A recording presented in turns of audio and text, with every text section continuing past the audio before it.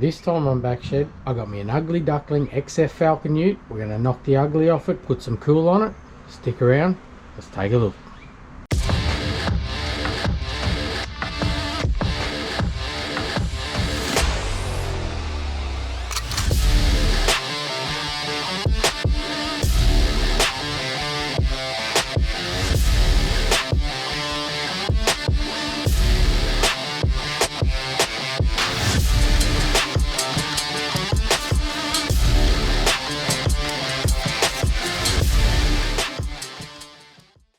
So this is my XF Falcon Ute, and Ford ran parts of this body shape forever. The quarter panels on these guys can pretty much be from the 79 XD Ute right through to XH, which was 1998. So almost a 20-year run out of the quarter panels and tailgates. Up front they changed a little bit, different suspension, the engine evolved and things like that. But when I first saw this one, I actually thought it was a lot older than what it is. So let's take a look. If you're in Australia, very easily identified as an XF with the rounder bonnet and the grille. And somebody loved on this thing with their amazing decals and their canopy. One of the reasons I grabbed him, didn't worry too much about it, is that there no sill rust. Same with the quarters. Really clean. Missing a little bit of shit there. Oh, and we've got to fix that obviously. Probably run over that.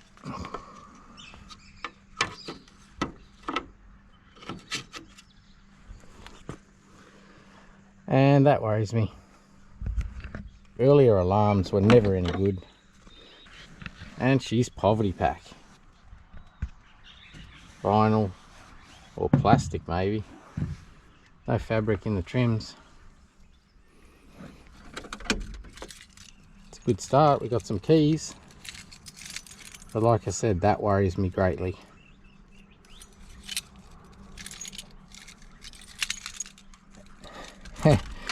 And somebody's been in here too, so I'd say we've got a bit of a job ahead of us there. I'll see if the passenger door opens. What's he got on a 265006?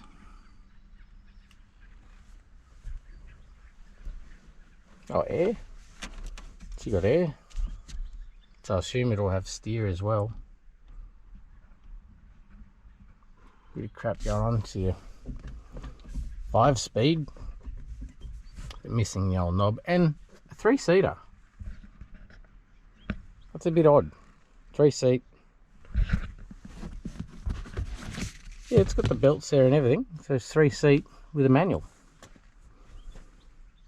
Oh, the console looks a bit custom. She might have been modified.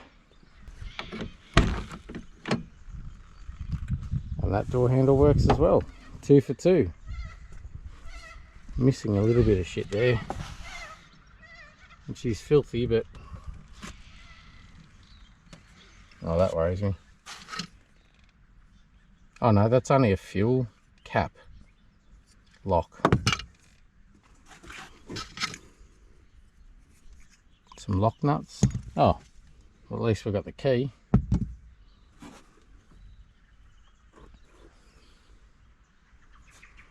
Lovely dash mat.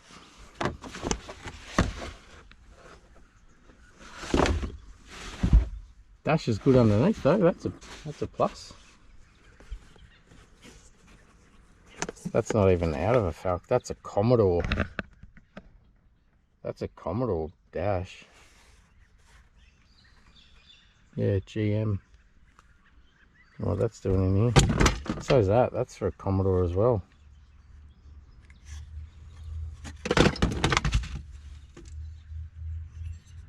I'd say we have a bonnet latch issue.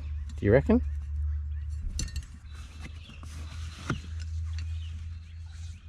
Seat's pretty good. Comes with hornet's nest.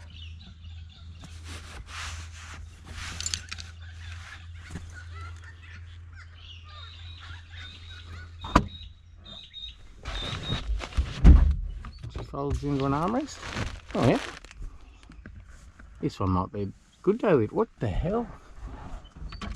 It's got aftermarket cruise. I'm going to go out on a limb here and say we're going to have wiring issues with this thing. Aftermarket alarm, aftermarket cruise. I'm getting chest pains.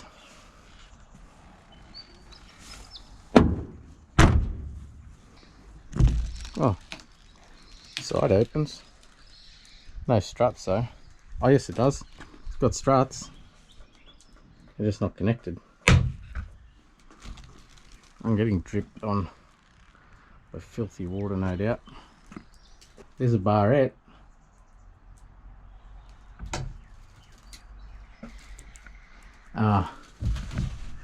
That brings me no comfort at all. Have we got a carburetor? Oh, have we got fuel issues? It's good in the back though. It's not rotted out. And having the canopy on it, those wheel tubs are not bashed up too bad either.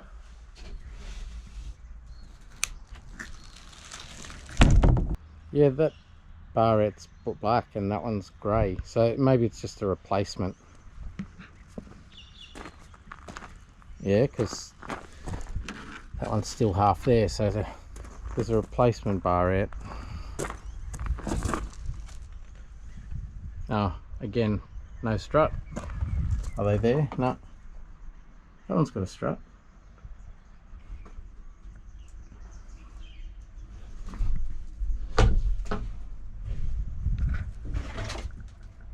Yeah, it's black, but it'll still come in handy.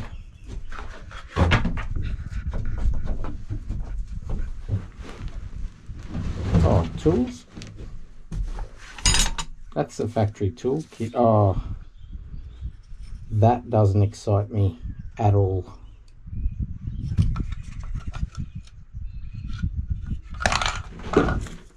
What's that? Oh dear. So a belt. Right, now I've got a broom propping up that, and that we can actually get in here. I'm probably way too excited about an old factory toolkit, but it's nice to have it.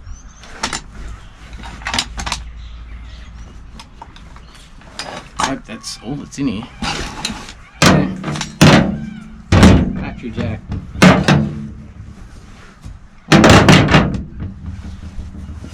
Wheel brace. Yeah, just a factory tyre removal kit. Anyway, it's good it's there. Usually that's the first thing gone missing. That, get off. If I tried to hook that around that, I wouldn't be able to do it. But you go to pick it up, hooked. That's probably something we'll have to look at, obviously. Or maybe not. Probably. And surprisingly enough, the gate is really good. She's the GL. But the minute you see a tow bar on most Falcon Utes, that section of the tailgate is usually crunched in pretty bad. She's got a couple little marks there, but she's pretty good.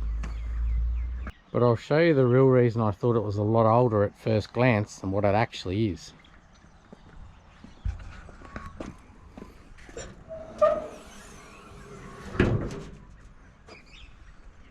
It's a carburetor. It's not EFI, just a simple carby. But check this out. Which one is it? Oh, it's on both. June 91. 691. If somebody had asked me if 91 Falcon carbureted, I would say absolutely not. I would have thought about 88 or 89 would have been the last carburetors. But, and before you think, has it had an engine swap? We'll check the numbers, but it doesn't really look like it's been removed. So if you go way back to episode 18, it was a wrecking yard episode. This car is actually still from that group of cars. It wasn't in the wrecking yard, it was kept to a side as probably some of the cars that were too good to wreck, and I agree. But me being me, I went out to pick up another car I bought, saw this one, had a quick look and went, I'll take that one too.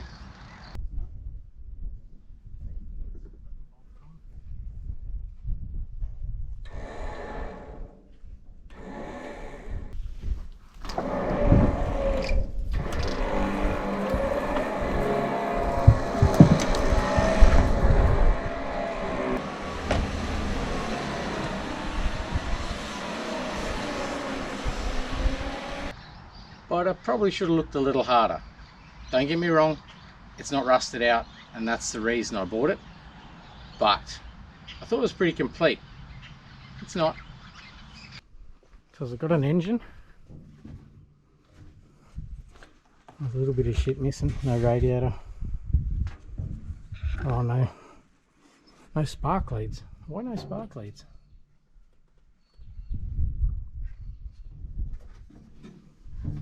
Probably things I should have looked at before I agreed to buy it, but anyway, I guess we'll deal with that as we need to. I'm envisaging a head gasket or something like that. I guess we see. Like I said, me being me, always in a rush. I lifted the bonnet, went, yep, great, let's take that one, it's not rusted out, and I don't regret that. It's going to be a lot easier to sort that little problem out than it would be to replace a sill or anything. So I've lost nothing, but I didn't preempt that, so I don't have spark leads, so I guess we're not starting it right now.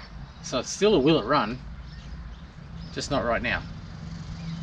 But the owner of the property was good enough to let me scrounge around, so I did find a radiator from an XF.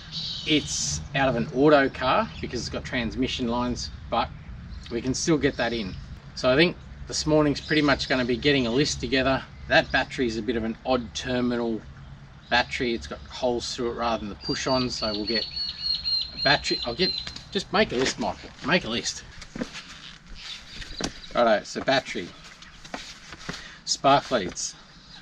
The plan for this one is not to do anything crazy, just make it a good daily driver. It's a 5-speed manual. It has got air conditioning and it has got power steering. So I don't want to go stupid low, but it doesn't matter. If I lower it, I need shocks. So shocks and lowering the rear, so I'll need blocks for that. These being leaf sprung rather than coil sprung, you can actually just put a lowering block in the back. Paint, we've got to do something with this bar, so we'll get some paint as well. That's a good place to start. It's not just down the road to the parts store, so I might leave it till the end of the day to chase up that list.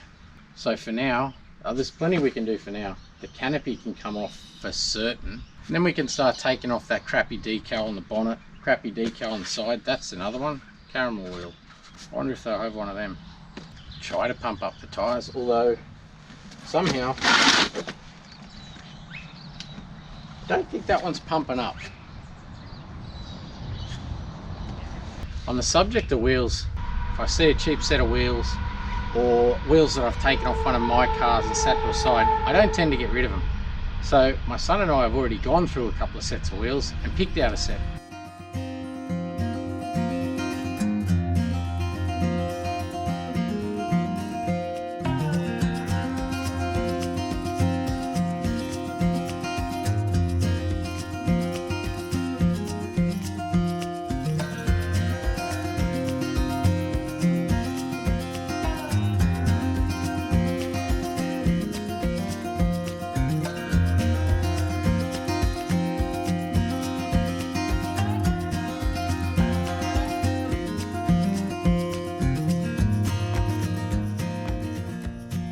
These are the ones we've actually picked, and they're probably the worst of the 3 sets that we tried, but I figure if I'm going to buy tyres, these ones are absolutely shagged, so we might try and make use of the worst set, buy tyres with decent sized profile, especially for the rear,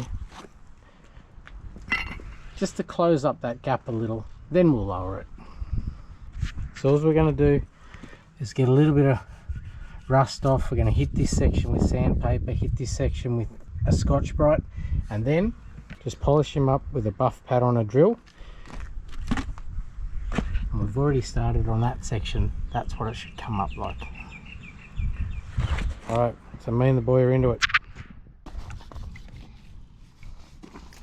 So like I say, that's just a bit of CLR and water and a Scotch-Brite, and it'll take all those little rust stains away hopefully.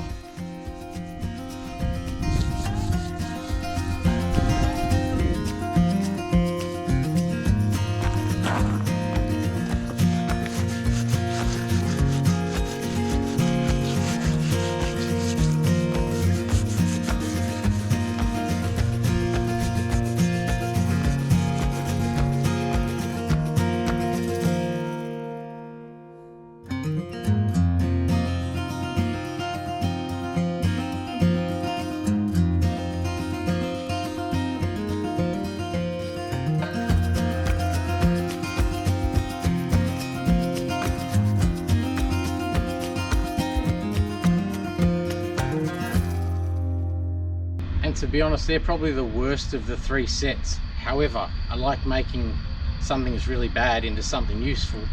And if I'm going to order tyres, I may as well order tall tyres to try and close this gap a little and then lower it down. So for now, let's start with the canopy. So I found some struts to try and hold this gate up. Gate, door, glass, whatever. And I bought these for the other half's wagon.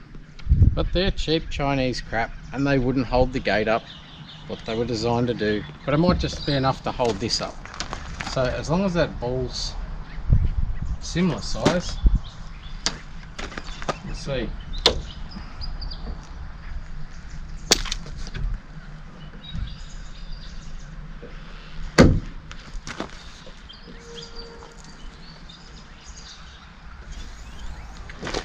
Enough for me.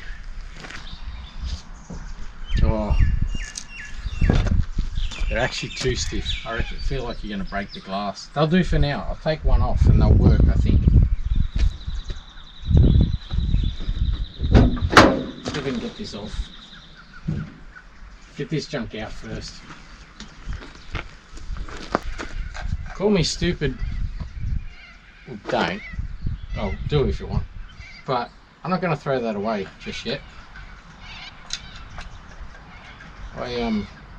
I really hate aftermarket immobilizers, and it makes me wonder, were they looking for a problem that wasn't even there?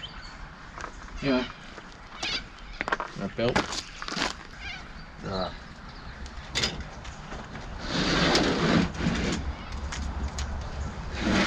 Somebody gave a shit about this. The flash decal, the canopy, the cut carpet, that's literally cut to fit the wheel arches. This was somebody's pride and joy. See if we can't make it somebody else's pride and joy. Just a little bit cooler.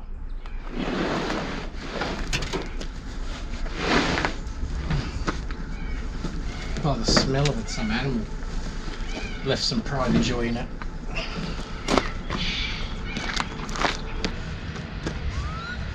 Inside that gate has barely got a mark on it. Look at this. Barely got a dent in it.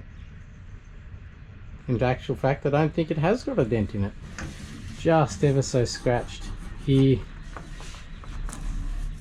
Little dent from the outside there. She wasn't a work ute, that's for certain.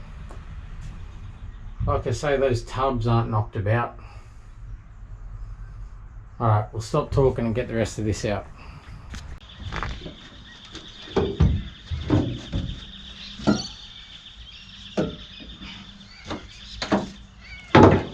I think I might use a broom to get the old sock out. I don't even know what the old sock was for.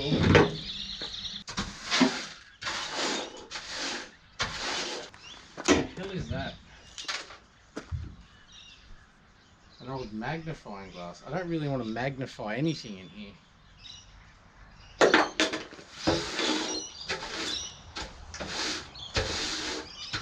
Minimise the glass maybe.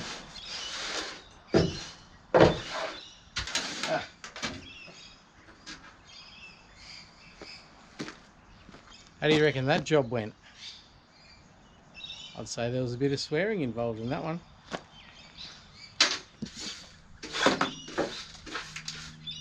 It might seem a little bit dumb working on cosmetic stuff.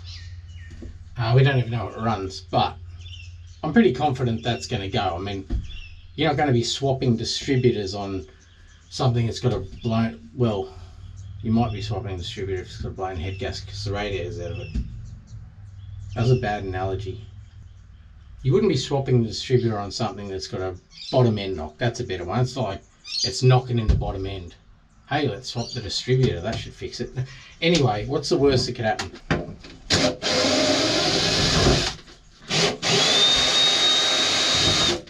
Pretty serious brackets. If I've got to swap ahead, I'll swap ahead. Makes you wonder though, why would the radiator be out? It smells like sheep in here, like wet wool, like lanolin.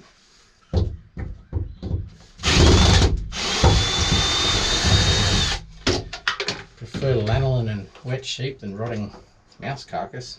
That's what I'm usually dealing with. Here's where we keep our spiders' webs.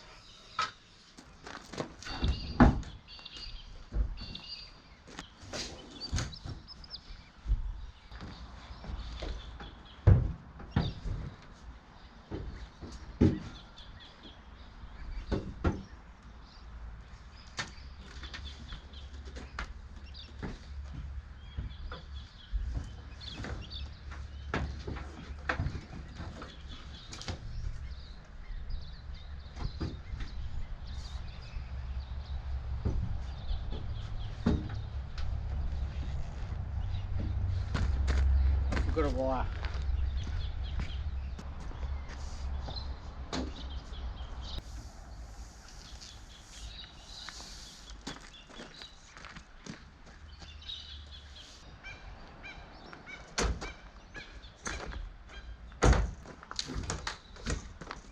That shouldn't happen.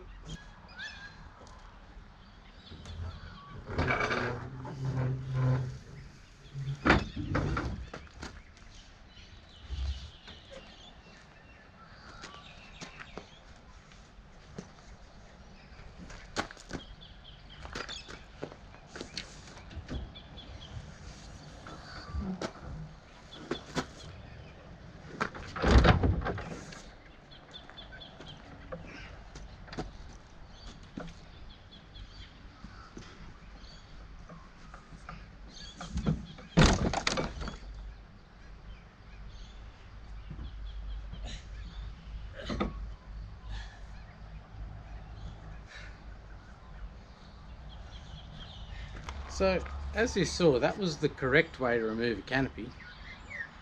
And I think I now know why they call them plexiglass canopies.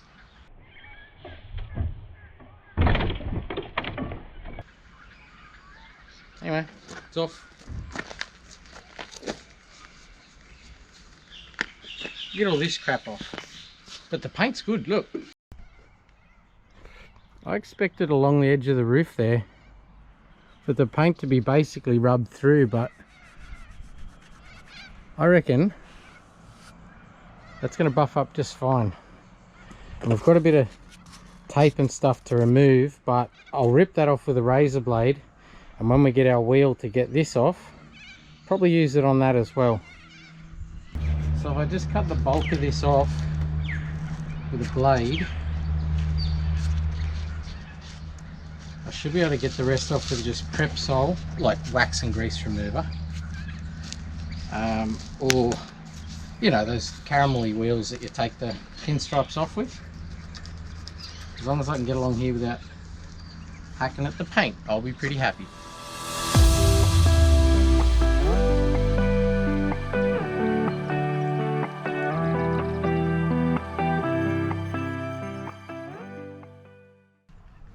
This is one of those jobs that you're probably going to come across if you're messing with cars. Doesn't matter whether it's removing side body molds, pinstripes, stuff, and that is drowned it with Prepsol, the wax and grease remover. That's just generic brand. Soak your rag and then give it a good soak. Don't go at it straight away, just give it a minute, and then hopefully, yep, she just starts to want to come away. Of course I'll get impatient and hack at it later, but I'll do that when you're not watching. There you go.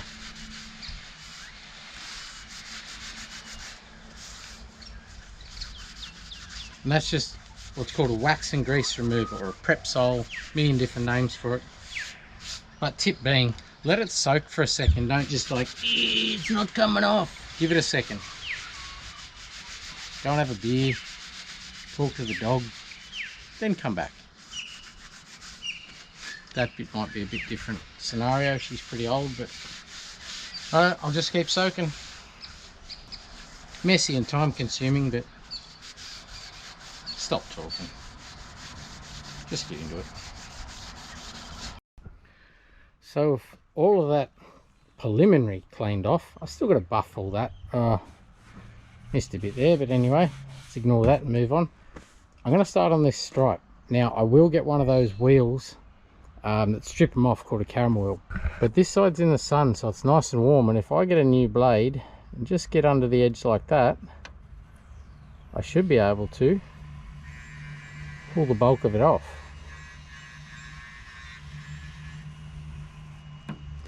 But on the other side, however, it's a different story. You see, on this side, I would say the left hand side of the vehicle is facing north, because that stripe is almost dust, and so it ain't peeling up, it's sort of crumbling away. So I won't use a blade on that for fear of cutting the paint. It's really good, the paint on this though. So this side I might have to attack it a little bit different, but we'll get the other side started.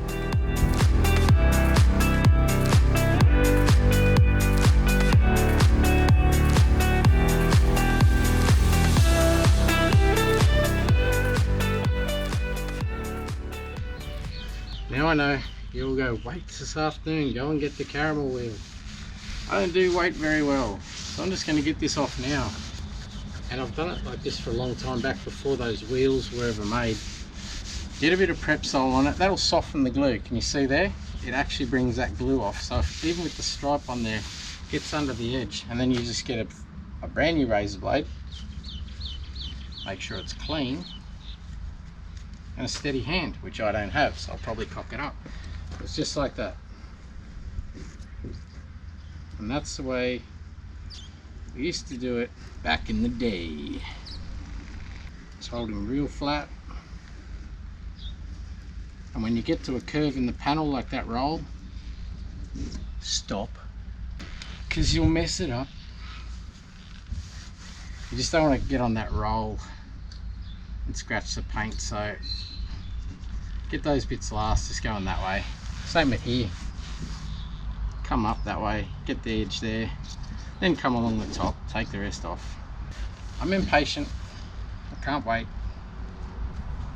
Not in my luck, I'd wait, go in there and they wouldn't have one, so I may as well just do it now, like that. And while we've got the Prepsol on the razor blade out, we might have a go at getting rid of this. I think it's been attempted a bonnet guard with vinyl or something, and it's just aged. Actually, I might take the grill out to get a better swing at it. Yeah, I think it'll be easier. I'll just knock that grill off. There's about 8 bolts holding them on, they were never falling off. And you can generally get them off just with a little screwdriver. It's just a cover clipped over the top, so if you start at one end, generally break it into a million pieces. Now I've got it.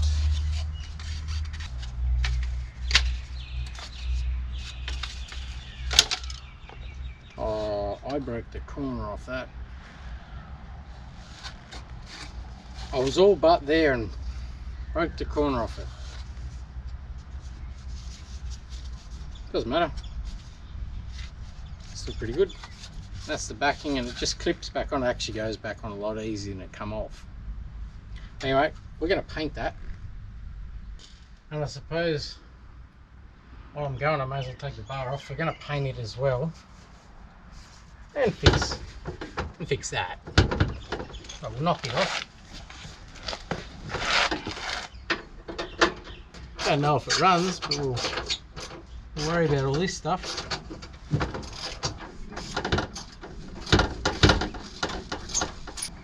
What is going on there? I'm wishing the air lead reached. I'd hit it with the rattle gun.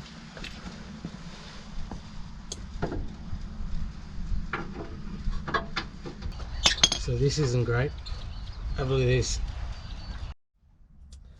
That is a fairly substantial sump dent. Anyway, it's not leaking from what I can tell, so I guess we'll just ignore it and move on. So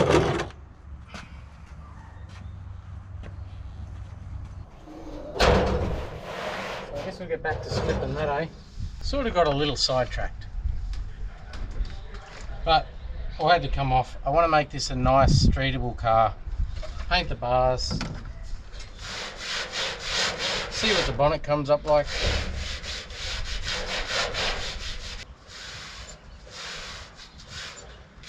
Let that soak in for a second.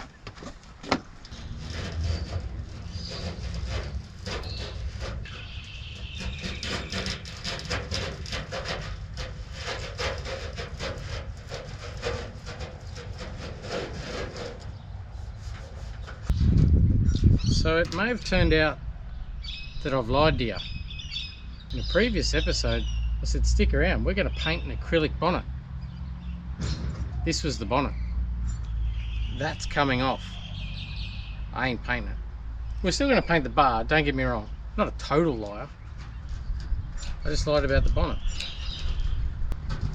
I must admit, I looked at that at a glance. Like I said, I didn't look at this hard enough. But at a glance, I looked at that and just went, you know what? That ain't coming off. I'll just sand it off, paint the bonnet. Nope. I'm just going to sit here for however long it takes. Just peel what looks like fish scales off the bonnet. Even if I nick it with the razor blade, it's still too good to paint. Like there's one dent there, there's another little one there from pushing down. No gloss, so I can't see if it's got hail damage, but don't actually care. Anyway, stop talking.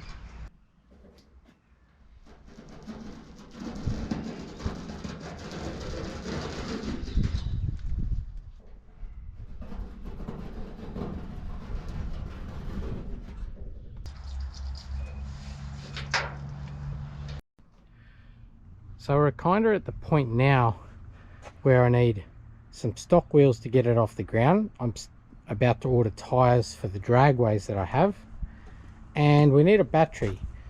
I don't have a battery with those crazy type of terminals that bolt through, and rather than changing these terminals, which I actually don't have terminals either, I'm just going to see if I can get that battery, and if I can't get a battery like that, then I'll buy some terminals and we'll do it that way. So I sort of can't put it off any longer. I'm gonna have to go to town. Battery, probably terminals if I can't get one of those funky batteries. Order the spark leads because they won't have that style. There's two styles, a male and a female end. Don't make me explain why they call them a male and female end. They just do. But if I order them today, they'll be here tomorrow, so I'll get in there before they shut. Little bit of paint, don't need a caramel wheel anymore, and order tyres tonight for those other rims. So righto, that saved me some time though. Don't have to paint the bonnet. Sorry for lying to you, but said we're gonna, not gonna, still paint the bar. Anyway, so I still get some paint. Cross that wheel off. Righto, let's get going. So couldn't get a funky terminal battery like that, so I just got some generic terminals. and it'll probably force me into figuring out what half of this wiring is for. Well, I know what it's for. It's for that stupid alarm. And oh god, look, there's relays everywhere. That goes to nothing. Or did it go to there and it's just unplugged? No, that's more wiring there. And then of course there's the cruise, so I don't know. What I might do for now is just, these terminals fit a little bit differently, so I'm going to cut these guys off, fit the terminals, chuck a new battery in as it is, and just see what we've got. And then I'll start sifting through all this crap if need be. See, there's more there. What are they for? There's relays everywhere. And earth's going everywhere. Jesus. Righto, don't panic. We'll just get the terminal on, battery in, and we'll start from there. We'll see where we end up. That doesn't make much sense, does it? Nope. No, it doesn't. Anyway, let's not overthink it. Let's get a battery in it. See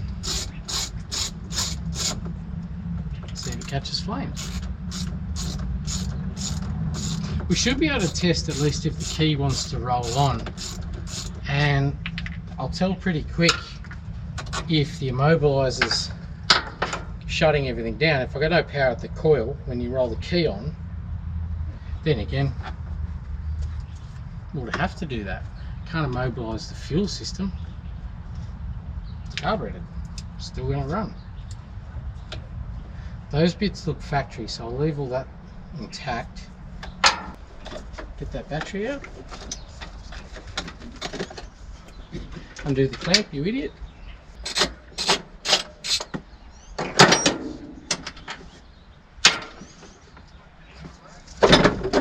That's easy to get out if you undo the clamp, eh?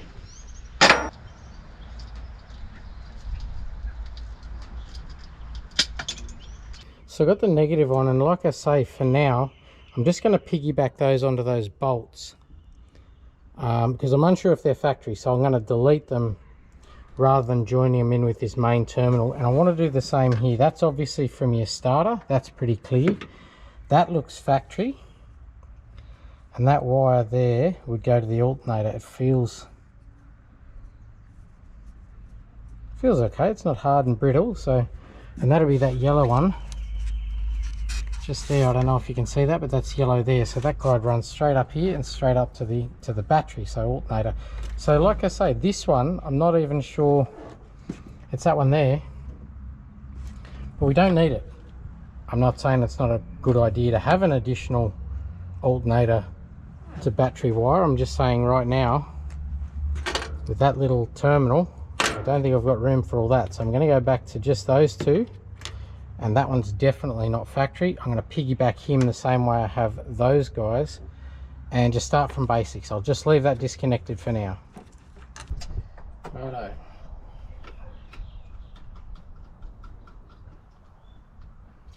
See what comes of this.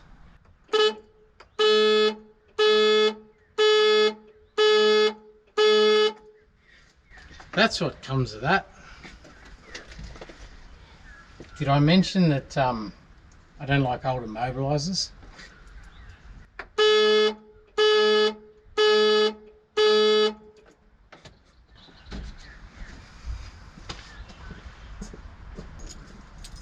Well, that might be the relay that's over there near the horn.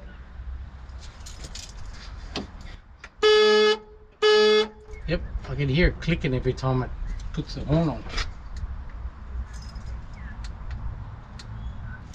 I'll go and put a battery in this on the off chance that that works. It might save me a lot of removing wire. It might just put off the inevitable, but if I can get that to stop, that'd be good. Maybe it's not an immobilizer, maybe it's just a like break in, open the door, sound the horn. Maybe it doesn't actually disable. Way we'll find out, I guess, is test power at the coil once I get the key to roll on, but I can't do that while that's doing that. So I'll put a battery in this. Righto. Okay, new battery. and it was just a little generic button battery, so let's see.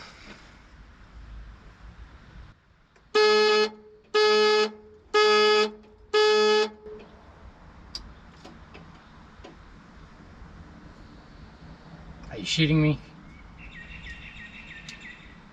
The light's flashing. It's beeping, so is that back on now? Yep.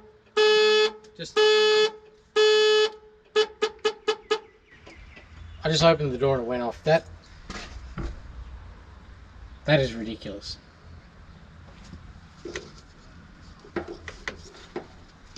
Well, for now, I'll leave it there. I wonder if it's not an immobilizer. I wonder if it's just like you open the door, sounds alarm type of... This is a fair while ago. They weren't that sophisticated. So if the alarm's going to go off, I'm going to try this. Key in. Come on. There it goes. We'll get dash lights.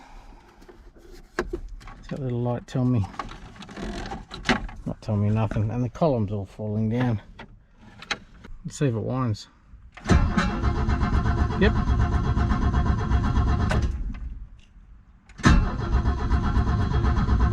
I can hear something cracking too. There's nothing in the fan, so I wonder if that cracking is that coil trying to arc somewhere. The coil's in a really easy spot to get to down there. So what I might do is roll that key on and just get a multimeter down there and see if I can touch one of those terminals. Mild change of plan. I can't get both hands down there with a multimeter, so I'm just going to whack that in, but hang on. Key on.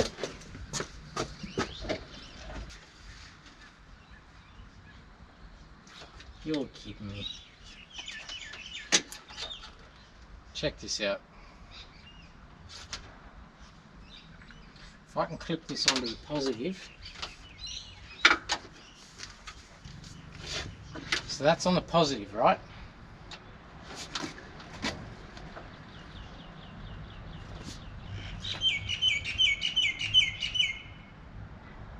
It's got power at the coil. So I don't think that's an immobilizer. I think that's, and this is how low tech I am. I have no idea. Don't know what it is. But I think it's only a open the door, sound the horn type of I'm getting broken into alarm. It's not actually a disable. Maybe because it's not AFI. Maybe those immobilizers cut the fuel pump so the car wouldn't start.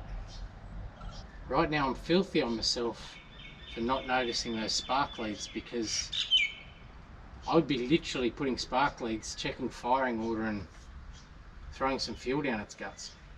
Anyway, stop whinging. Let's go. Let's keep going. It's got oil, or at least something that used to resemble oil. It's pretty terrible, but it's got some. Let's see what we've got here. Oh. Stop. Do not discard. Oh, somebody did love on this. Look at this. This was somebody's pride and joy. They've put an aftermarket recleanable K&N air filter. Non-disposable. Fair enough. I won't dispose of it then. Could have changed the oil though. Wouldn't have hurt.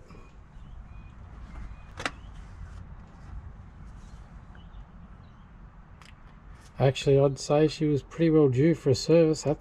That is terrible as well. Anyway, not really a major concern.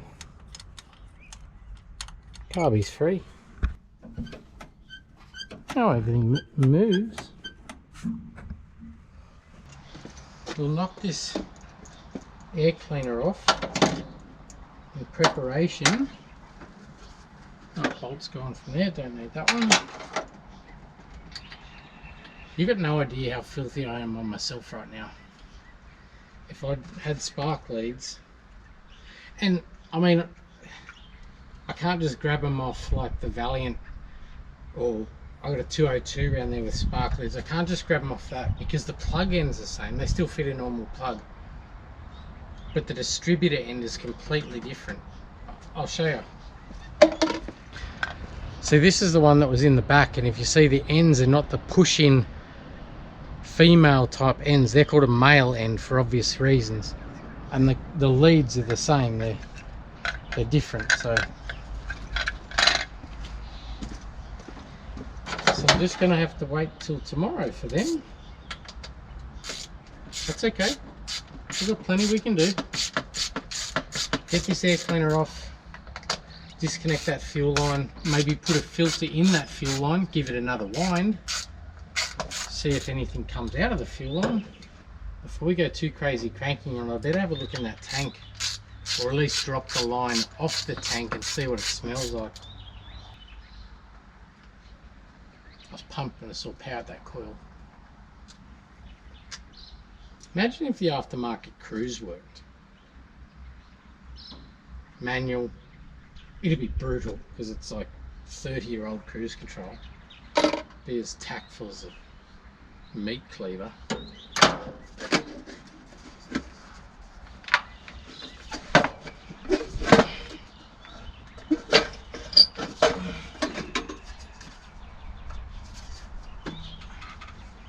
So the fuel line on this one's to the front of the bowl. I've got cobwebs all over me, god damn. But the fuel line on this one runs to the front of the bowl there, and you can see it's a metal line and pretty much comes out and goes straight down. What I'm going to try and do is undo that line, cut it off and turn it up the other way, or at least bend it out this way so that I can get a rubber hose and a loop and a filter on it. I know that didn't have a filter from factory, and everyone go, oh, it doesn't need one, didn't have one. Yeah, well, I've got a theory on that. As we move towards EFI motors, the fuel filters that used to be up in this area, pretty much started putting them under the car. And you might think, well, it doesn't have a filter from factory, why does it need one now? Well, that's easy. It's 30 years old now, and if it's had a chance to evaporate fuel, it'll be in that line as well. So there's going to be all that crap in that line. So I'm definitely going to put one as close to this carburetor as I can, because even if you jag it and get it to run, tomorrow when the fuel has softened all that crap, it won't, it'll block up. So I'll see if I can undo this. I've got a little can, or container down there. I'll see what colour it is. That'll give me an idea of should I be worrying about the tank, or should I just give it a crack. If it's still got fuel in the line, that's actually a really good sign, because it means it hasn't evaporated and it hasn't hardened and thickened in the lines. Might mean that half of it has, just not the other half. The darker red it is, the more nervous I get.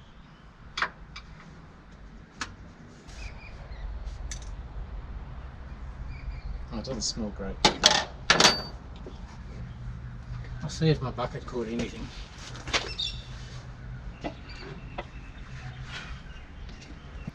About 3 drops and it's pretty red. So what I'll do is I'll get my pipe cutter, I'll cut that and run some hose. Maybe I'll turn it this way, run some hose out and then up this way, and see if we can't put a filter in it. Alright, let's do that.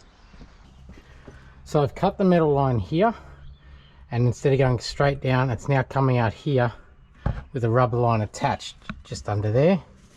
And the other one, I've cut it, and instead of it going straight up that way, it's now here with a rubber line. So I've got it coming straight out this way. And I'm going to stick that in there and see if we can get anything coming out of this. I'm going to give it a bit of a wind and just see what we can get out of it.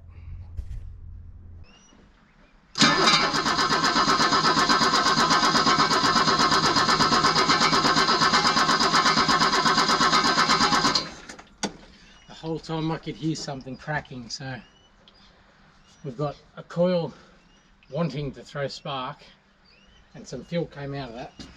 Remember I said the redder it is, the worse it is? Well, that's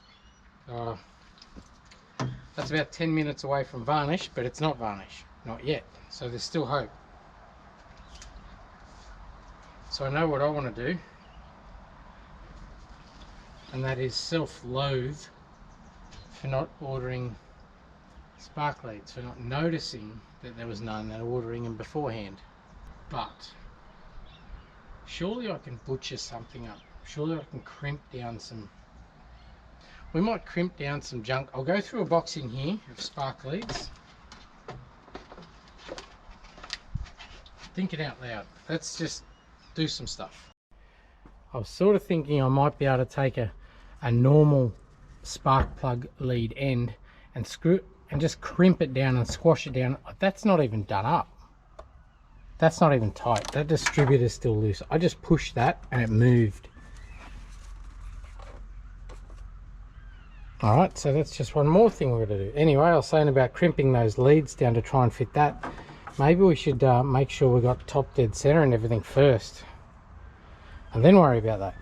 And then there's still wires that plug different. Alright, let's try and set up top dead center. We'll knock number one plug out.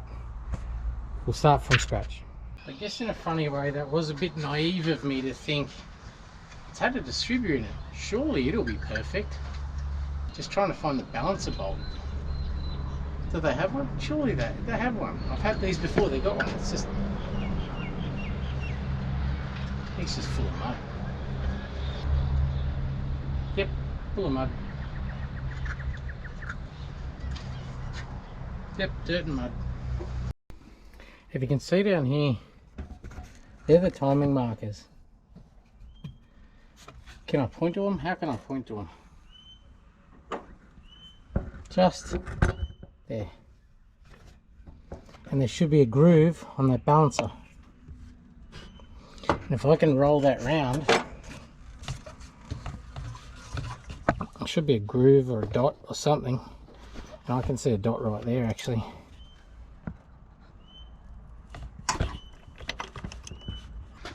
So I'm going to knock a plug out.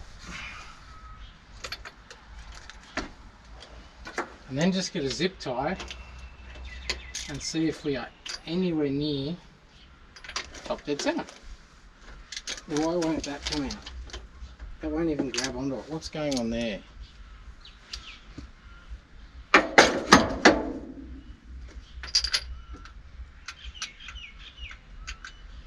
Maybe it's just me. No, there's something definitely not right there. So I find another plug socket and check that one out. It's all ground down on the outside. I reckon I've come across this before and just forgotten about it, but yep, I'd say I did this on the XE wagon. I've obviously modified that socket to go in there because that just didn't want to go anywhere near that plug.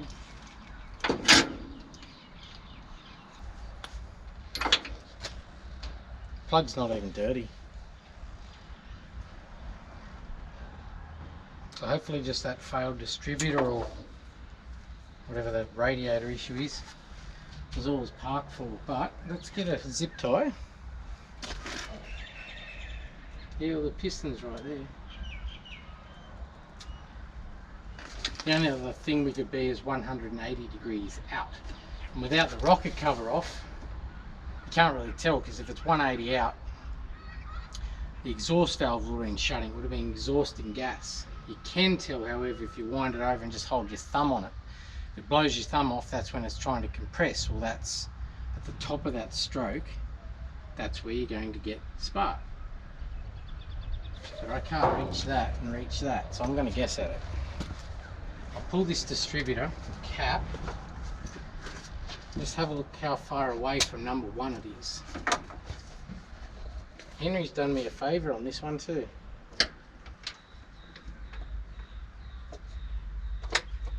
I'll show you as soon as I take that damn cap off. This is why I say Henry's done me a favour. 153624. He's written them all on there for me. But that's that's numbering them around. So all I've got to do is put that cap back on, look at where it's pointing, and go from there. And all I'm going off on down here is, see that timing mark? It's also got a white dot, so someone's been in here before, and I've got that dot just before that longest mark there, so I'm going to say it's before top dead center. So the way that's lined up now, theoretically our one needs to be out here.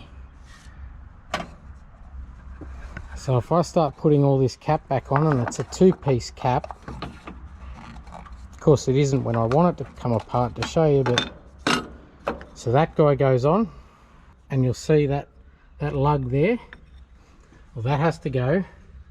See where the end of that screwdriver is? Right there, there's a gap there. That's where it has to go. So that when that one goes on, then the rotor button goes in, and then we've got that locator locates in there.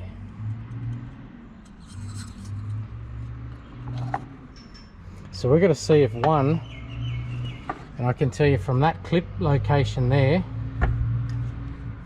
here, that won't be too bad. If it's sitting like that, it's going to be roughly somewhere there. I'll be pointing there, down like that. It won't be that bad. So I'm going to try and put that back together. That's there. That's pretty close. Pretty close might be good enough for me right now.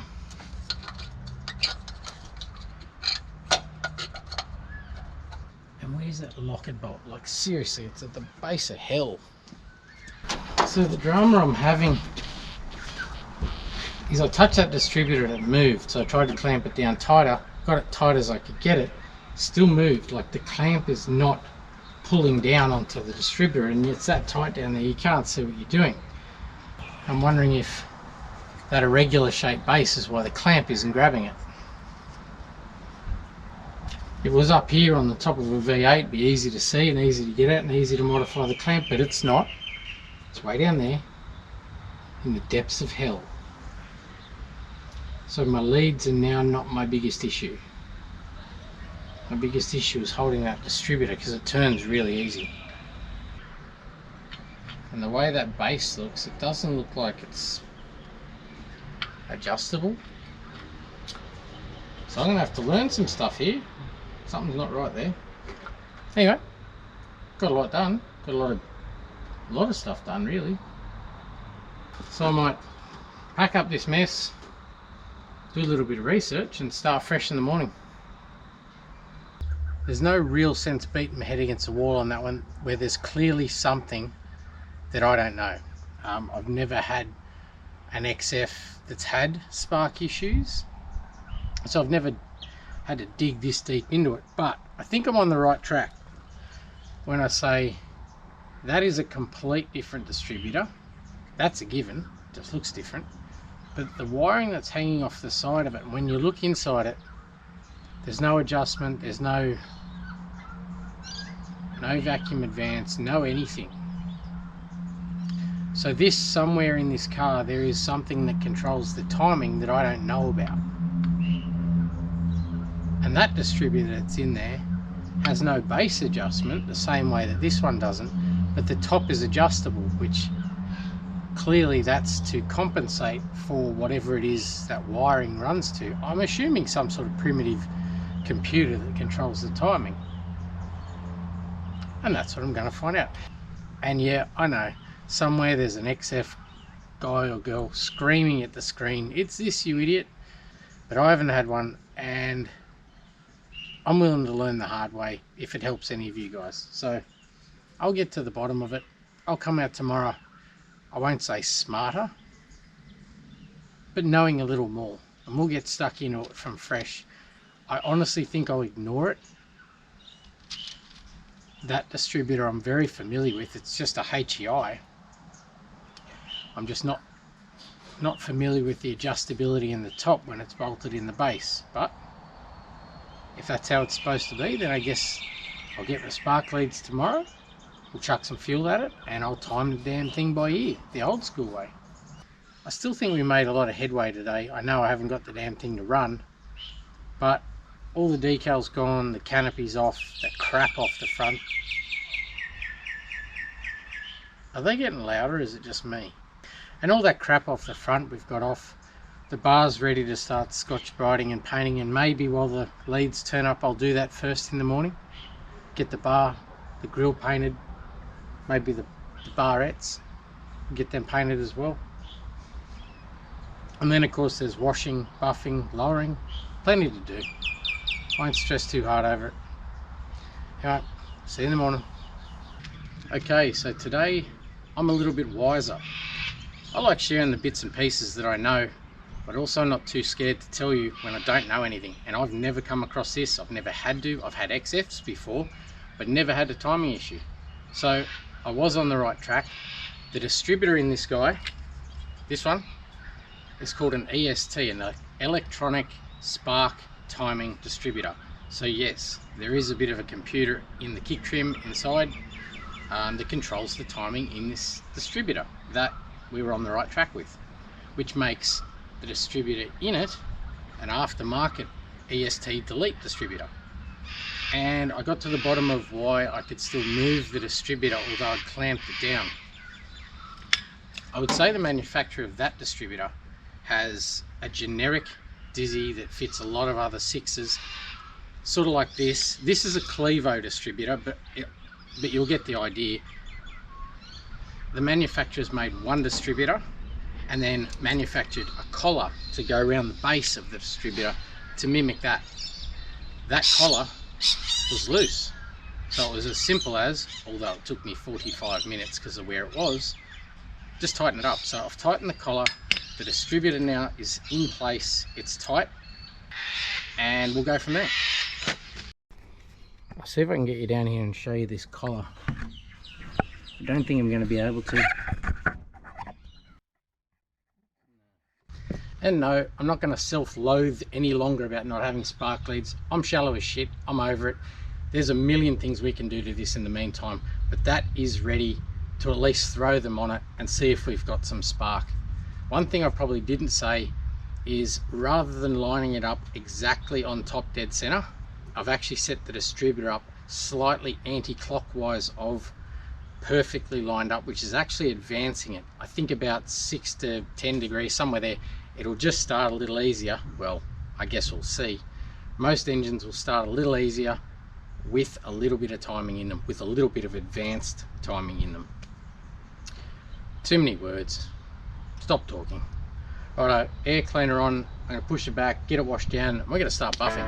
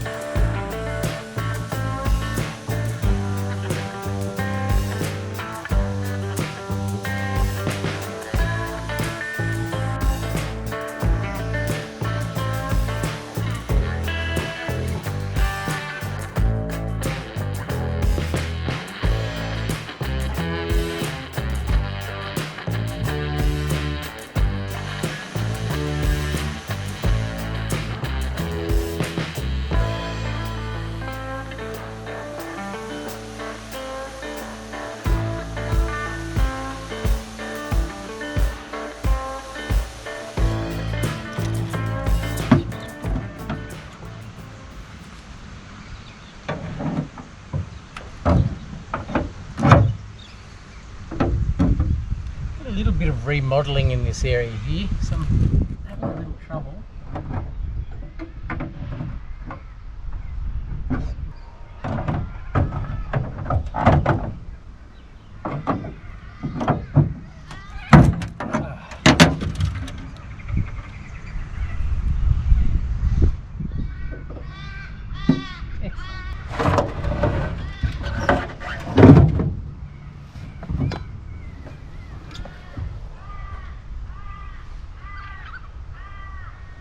A lot of mud, but there's no rust, so she's good. I'll wash her up and put her back in.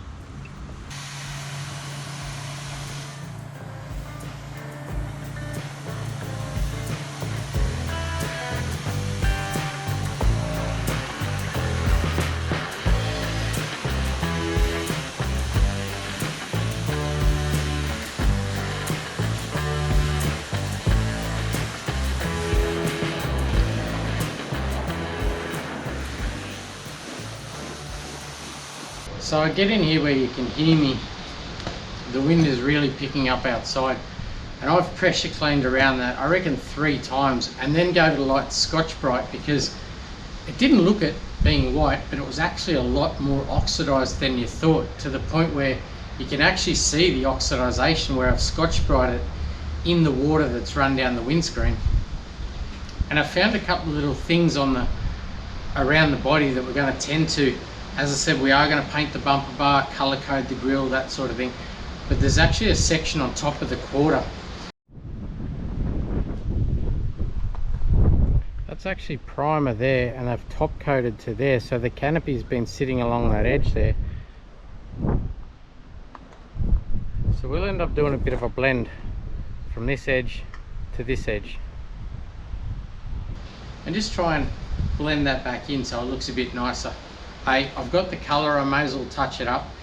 There's plenty of other little bits and pieces around this ute that you could tidy up, but it'll be probably one of the more presentable ones we've done. No patina for this one. His paint's still pretty good. But for now, I'm going to get into it and buff the whole thing. Probably have to re-wash it then for all the compound, and then we'll move on from there. So let's get stuck into this buffing.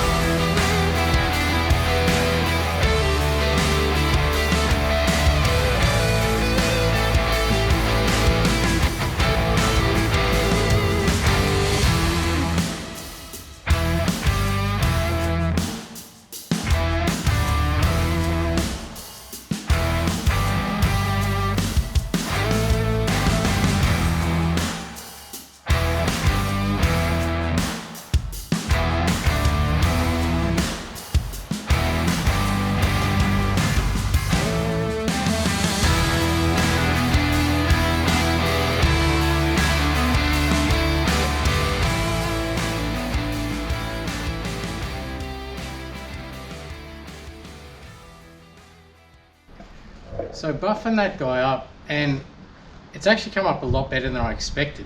A lot of oxidization on it, but it buffed up to the point where I'd almost say it's had a repaint at some stage. I'm not saying it's that good, but you can just see little lines of overspray here and there. And of course where that canopy was, you can see where they've painted that quarter. So maybe not a full respray, but it's definitely a lot better than I thought it would be, which promoted me to want to be a little bit more careful with it. And you see me masking up the torn clips and the molds. That's only because if you happen to nick them with a buff, the best result is you leave white compound on them and it's really hard to get off. The worst result is you rip them off or break them, or put a burn mark in those plastic molds or something like that. But while we're on the subject of molds, the next thing I want to do is start Scotch Briting down this bumper bar and grille. We're going to put two colours on the bumper bar. I want to do a grey to kind of match the molds, we'll see how we go. And then that way, when that dries tomorrow morning, I can mask in the white and paint the white sections on as well. I do want to get some colour sprayed out. Now that that's all buffed up, and check both colours, we'll spray them out on a chip and check them. So that's the next thing we'll do, Scotch Brite the bar. So I'll give him a bit of a rinse down, and I'm just going to hit him with a little bit of degreaser just to clean him off. Then I'm going to Scotch Brite him with maroon Scotch Brite. But one thing I will say about plastic bumper bars, if it's raw plastic, maroon is probably too coarse. This has been painted over once by the look of it in grey, because the bar is actually black. So I'm going to do the whole thing in maroon, and we're going to paint through here in grey. Well, we're actually going to paint anywhere in grey, and then tomorrow mask up through there on the grey and go white and white. I just broke my sprayer. God damn it. Son of a bitch. Like I said, I'm just going to scotch the whole bar, and then I'll come back with sandpaper and just do these rougher patches.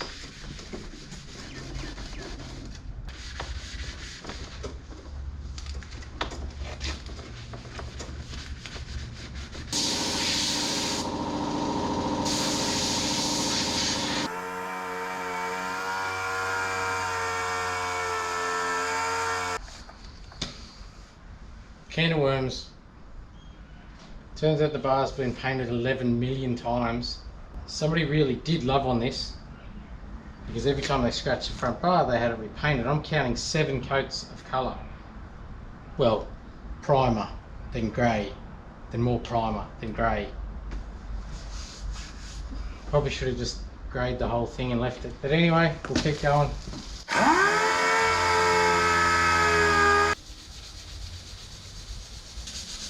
It's not great.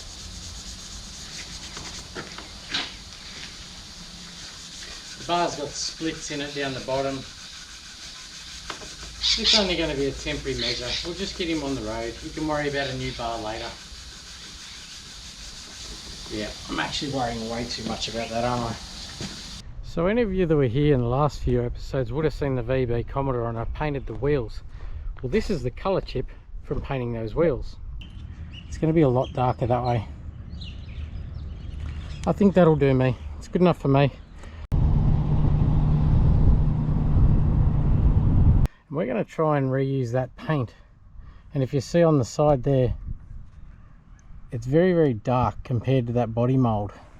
But then if you come from the front here, it's not that bad, but you can see the metallic in it. Well, this is the only grey that I've got, so I'm going to make this work. And so what I'm going to do is probably a no-no in the painting industry, and that's add white to a metallic. White won't actually make it lighter, but it'll do what I call milky it up. So that colour change there is going to go milkier, and that's kind of what I want. So I'm going to add a little bit of white, see if we can't make that a little bit more like that. So that's my VB wheel grey, and I've put a little bit in that container. I'll pop a tiny bit in the gun, and I'll explain that in a minute. And then get your white, and it'll wash it out so quick, so just really, really gentle with it.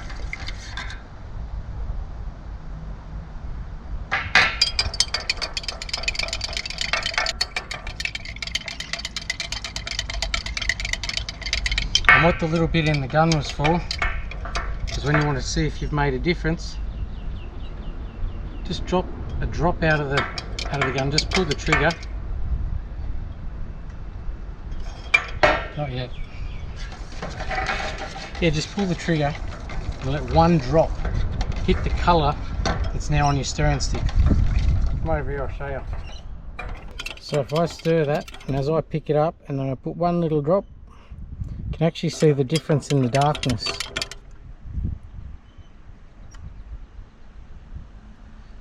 If I could stop shaking, I'm going to spray that out, I think. So I'll put that back in there. My new colour in the gun, and we'll give him a spray. Just make sure you're not spraying out the colour that was already in the gun.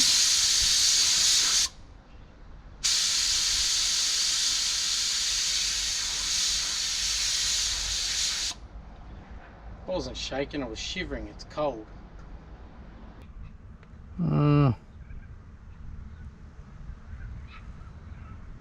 going to have to give up there, I reckon, because that now to me looks like it needs a red oxide or a dirty red to go browner like that.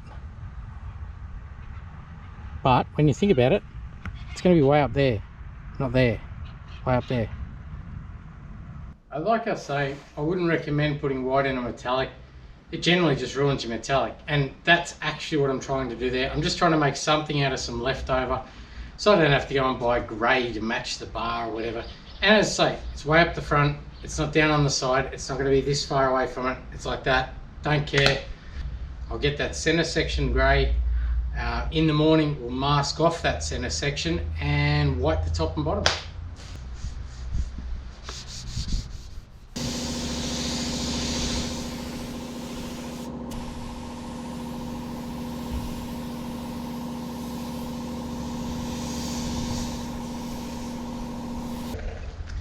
So it's beer time, but that does give me a really good head start into tomorrow.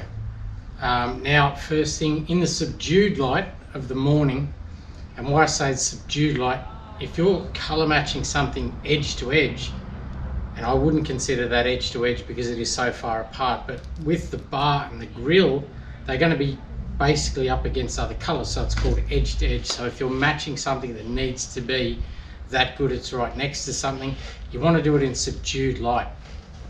Direct sunlight, too bright, you can't see it properly. I'll probably mess it up anyway and it won't be right, but we'll give it a crack. Limited ability to tint it to change the colour, but we'll see if we can't get something close. I did actually get 500 mils of the colour mixed up as per the paint code. It'll be a good start. Anyway, that's probably it. I'll stop talking and I'll see you in the morning. So this morning we're going to check this white and see if it's close enough to spray the bar, the grill, and of course the top of that quarter. And why I say see if it's close enough, when you go to get paint mixed up, it's not like you want Ford white code Z and it's on the shelf, here you go, here's your Ford white Z. It's a makeup of multiple colours, and I can actually show you what I mean. All colours are made up of what's called tinters, and there'll be a range of colours mixed together, and if you look at that, you'll see what I'm saying. See, there's traces of black, and that yellowy colour is called yellow ochre. And so you'll find not all whites are the same. They might appear it from 10 feet back, but they're not all the same. Put edge to edge, they're completely different. And 50% of the time you'll get one mixed up, spray it out and you go, that's acceptable, let's hit that. And then there's always that other time where you spray it out and go, that's green, I wanted white. Some can be really terrible. A lot of factors, differing codes, people mixing them. Anyway, let's stir this one up, get it sprayed out and check what it's like. I'll go out on a limb on this one and say it'll probably be too light. They generally are. From new they fade and go yellower over time. This one maybe not. It has been painted, I think. So you never know, we might be right.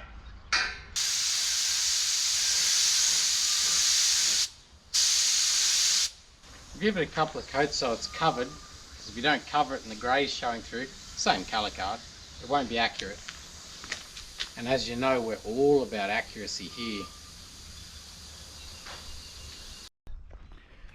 Now this will probably be hard to tell. You want to get in subdued light.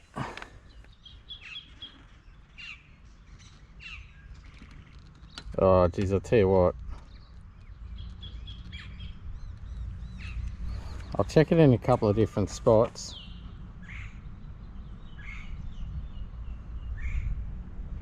If anything, I'm thinking that could use a fraction of black, which I don't have.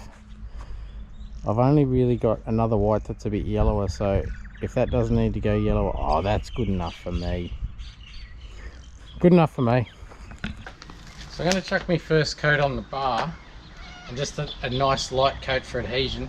Then we'll get the ute up here, we'll get that quarter prepped, and the grill. Where's the grill? Better do that. And the grill. This bar is terrible. It's cracked there, cracked at the bottom. It'll do.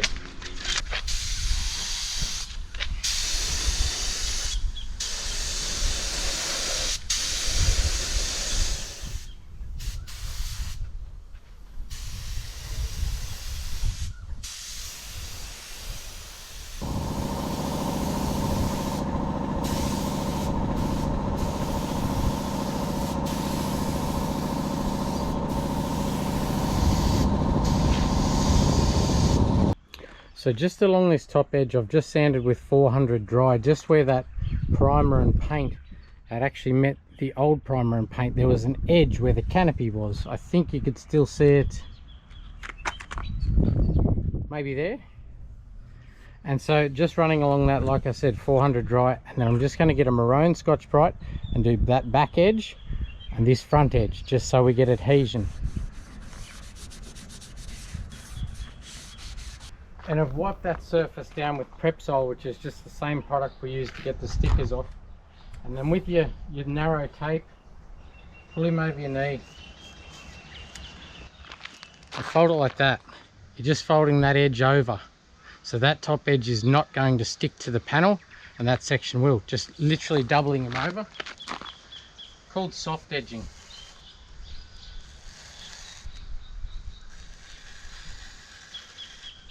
I reckon that's about enough. And we're just going to go straight along that edge.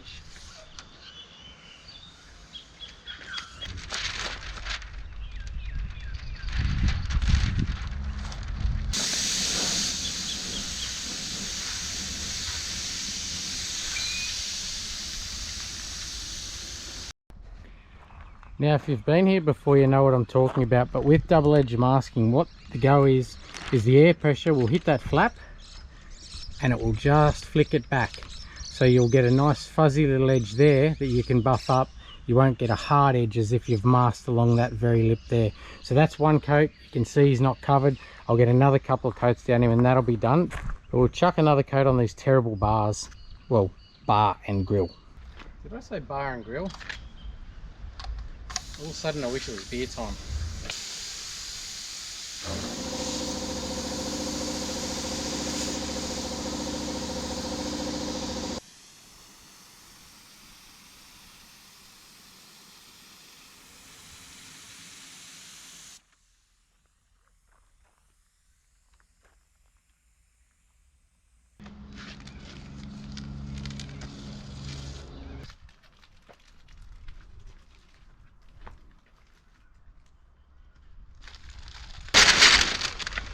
Geez, after this video you're going to have an EST diploma, paint mixing diploma, acrylic blend certificate. That's a pretty good resume.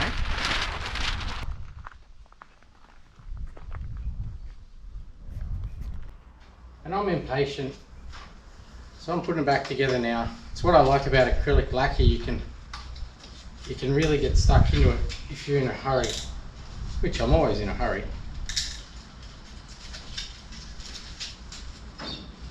Real doesn't want to go back together though. Beautiful. Oh, it's not really, it's actually terrible, but let's get it on anyway. God, I suck at this today. You missed the clip there, you missed the clip there.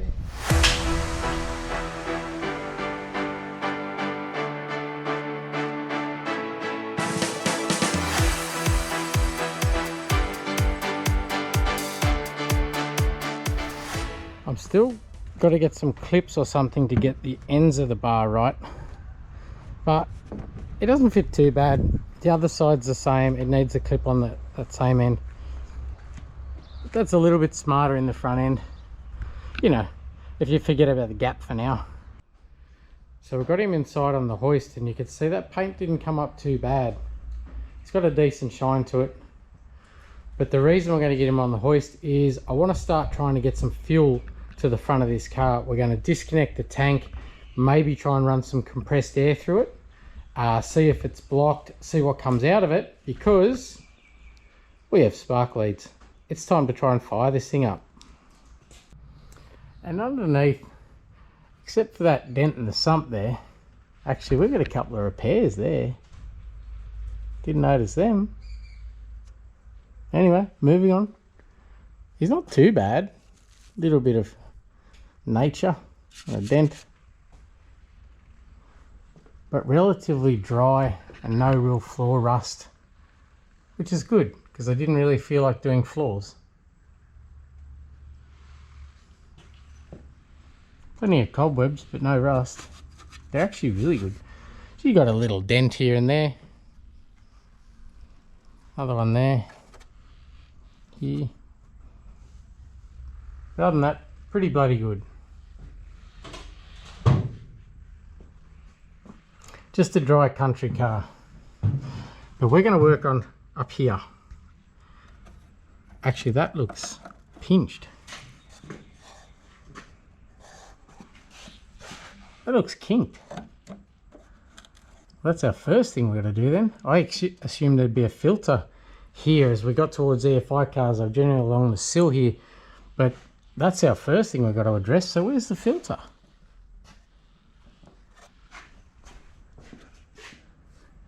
Comes in the rail there. Oh, here he is. Just before the pump. That's not such a bad place. I can get to that, and we might replace that guy. New filter there.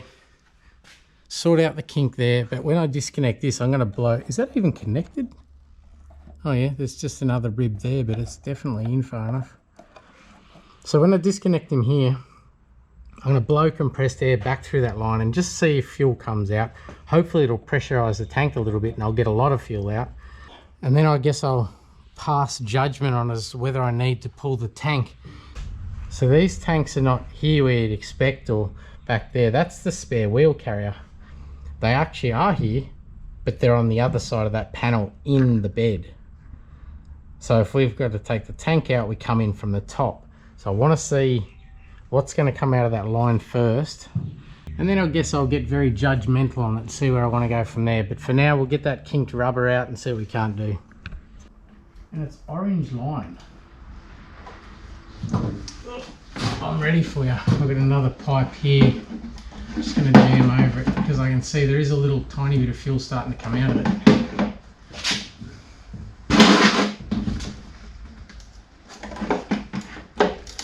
Come on. Oh yeah. Am I going to get armpit fuel again?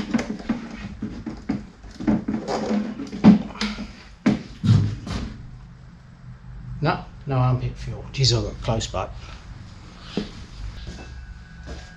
Yeah, armpit fuel. It got me. I think it did. Damn it. And I've just got that running down into my dirty old tray, and I'll put a little tiny bit of compressed air back the other way to see if it wants to pressurize enough to force a bit of fuel out. But that looks pretty yellow. Oh, I won't panic just yet, but geez. I can definitely hear that bubbling.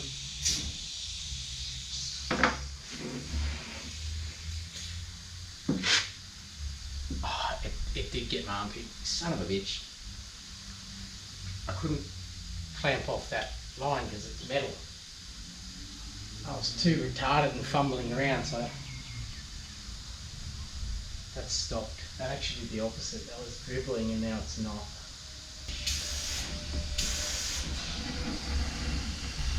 Oh, hang on. Check this out. I think it may have actually had a bit of a blockage because I just put a bit of air in that, and look now. Now she's coming. That's it's a good sign that the fuel's coming out because I can drain it all out, but it's not a great sign. The colour and the fact it wasn't. Was it blocked? Anyway. I'll work off the I've seen worse than that basis and probably just throw fuel in it. So once put some fresh fuel in it, fix that line, new filter, then we'll add some spark leads, try to start it and see if we can pump the fuel out of the pump and get fresh fuel that far. Anyway, one thing at a time, let's just see how much we get out of this. I'm just going to trim this hose up to try and take that kink out. There's nothing wrong with the hose, so I'm going to reuse it. But if I can shorten it up, it just seemed like it was trying to get wedged in there. If I shorten it up, it'll take that kink out. And I don't know how much fuel I got out of it. It's about a quarter of that drum. Well, if it's a quarter of the drum, it's 20 litre drum, it's 5 litres, isn't it? That was hard. Anyway, so I got 5 litres out of it. I'll just see if I can connect this back up a bit better and take the kink out of it. Yes is the answer to that question. I can. That's a lot better. It's actually mint. If you squint. If you squint, it's mint. You do a lot of squinting around here. And I'm not sure why that light looks like it's flickering, but... And you can see there's the orange fuel line that's been replaced.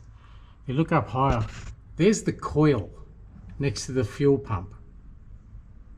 right underneath the manifold. What a prick of a place to get at. But anyway, there's an avenue for getting the coil wire on. Maybe I can get it on from down here easier. I'll chuck a filter in that and we'll move on. So we'll start to get some leads in, and I think this one's going to be the fun one, getting them back to that coil.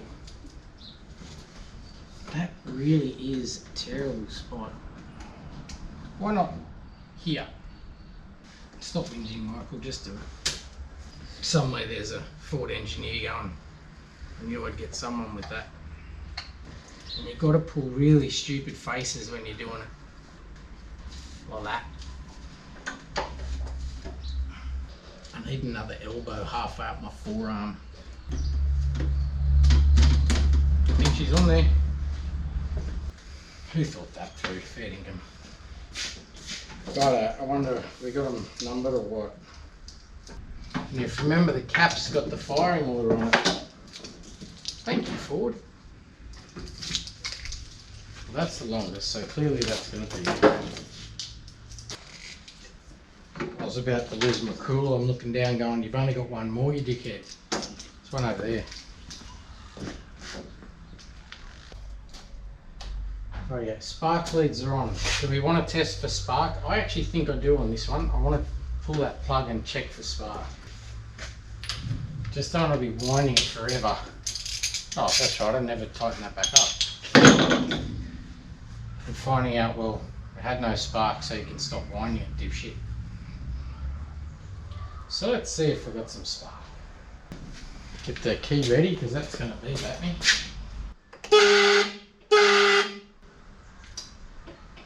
That still blows me away that that works.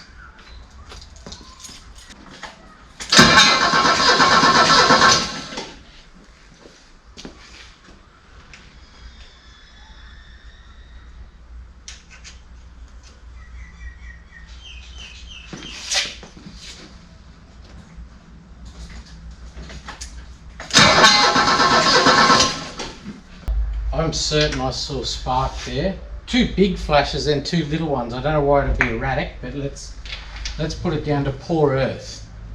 You know, the plug wasn't, it was sort of wobbling around on the top of that bolt, not earthing properly. That's what I'm going to put it down to. So to recap, I guess, remember we checked out of the coil, we set that up, we've now got the spark. There's no reason we shouldn't hear some popping. A little bit to the bowl.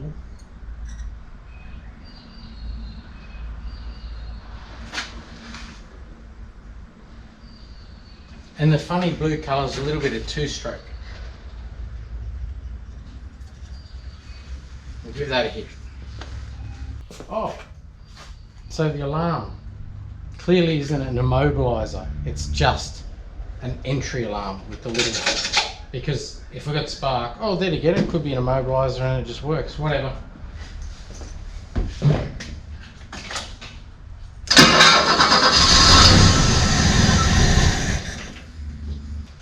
Good first signs. Maybe a little bit more. If I can just get that filthy fuel out of the pump and what's left of the line. Actually, there'd be bugger all left in that. So I might use us winding it over to actually pull some fuel rather than wasting those windings. Because if it starts to run and starts wanting to draw, so I'll put some fuel in. I was thinking of leaving that till later, putting the fuel in it just so we could flush it all out, but I think we've done enough. I think we'll just add fuel. We'll see how much dirty fuel we can still get out of it. As soon as that changes colour, if I can see it, but as soon as it changes colour, that's when I'll put that filter and line back together.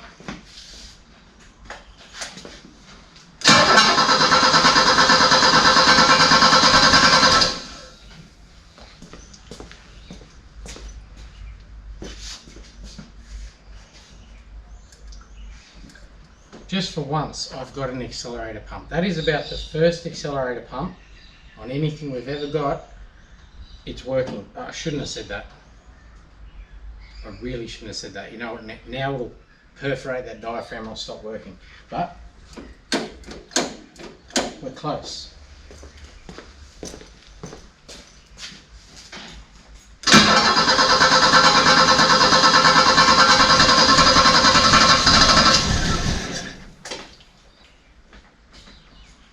I wonder if I've given it too much fuel now. Come on.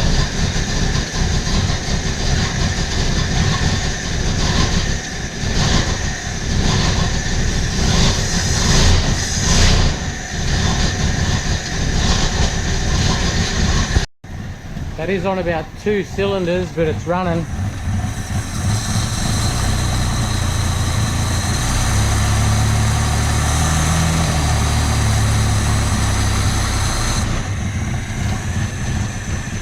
I've got very low standards and I'm almost happy with that. That was only on a couple of cylinders. I'll temp gun the head, the exhaust manifold and see. Oh, look how much fuel it pumped out. And it's fairly filthy. The top doesn't look too bad, so we might disconnect that. I'm wondering if it's only getting a couple of cylinders because not enough fuel for it right now. So we might just connect this up, temp gun them, see which ones we had running, and give it another crack. We've got 2 definites at 58. We've got a couple a bit lower at 46, but we've got one absolutely no way and held down the back there at 30 something. And what I was saying before about that, maybe it's running so rough because it can't get enough even distribution of the fuel, maybe. Maybe it's just because it's been sitting forever. Soon see. This might just make it a bit easier to suck up a bit of fuel, a bit of fresh fuel straight up too, so we're not getting a mixture of that pus in the back and what I just put in it. That hose is very excessive, but I'll shorten that up later. Right now, not my concern. Come on, you're pretty close, girl. Pretty close. That's not as yellow as the shit that came out of the tank, so... Oh, that's definitely got some fuel in it.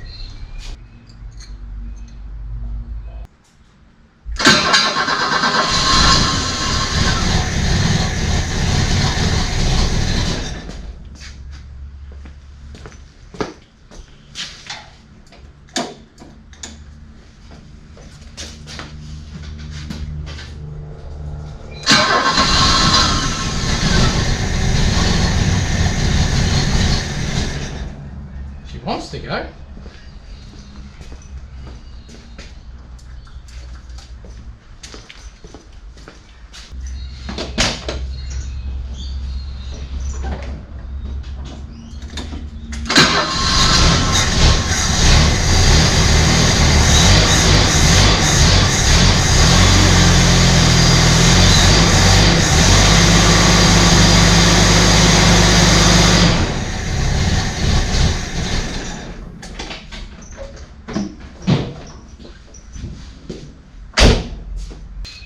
Righto, so it wants to go, and I kind of forgot that I could just use my foot throttle there because usually I don't have one. Usually there's other stuff not connected.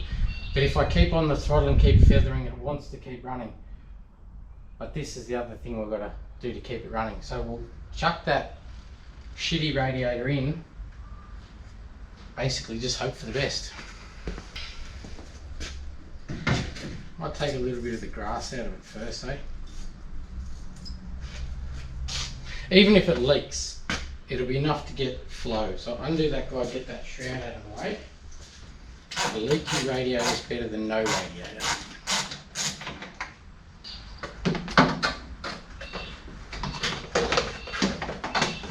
This is about where I figure out it's not the same. Well, it's definitely not the same because it's an automatic one. But I just want the same dimension. I'll be happy with the same dimensions, that's all I want. So far so good, that pipe's gonna connect up. So bottom hose is still there, the top one is not. I have to go and find me top hose.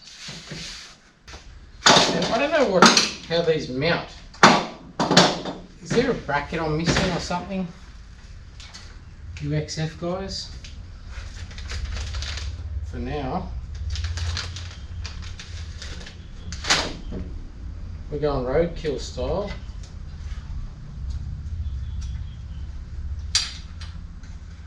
With the zip ties.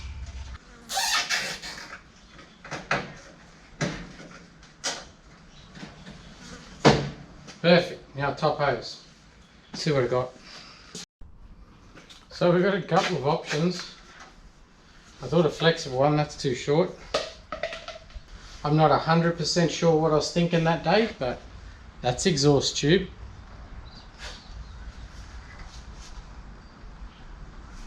Or I found this one. It's brand new, still got a thing in it. I guarantee it was in the boot or something. And if you have a look at this, it's not that wrong. I'll make it work. Like, it's got a turn down that end, which it doesn't need. What about that way?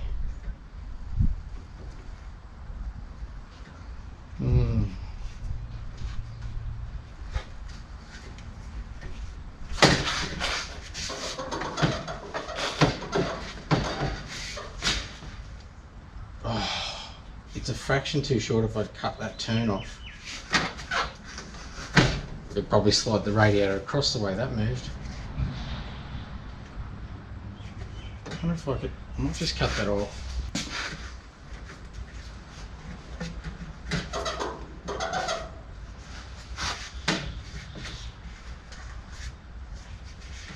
I don't know if I'd go leaving on there long term, but it's going to work for this.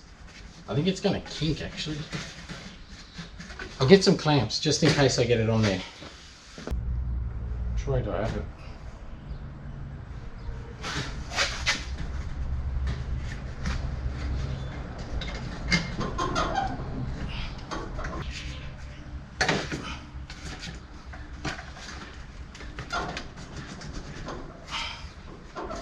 Oh, it's kinked.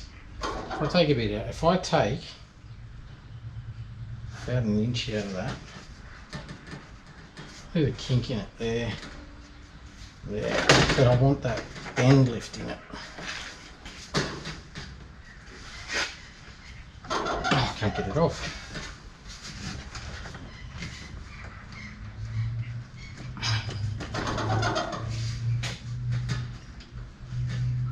That bottom hinge sounds like it's laughing at me.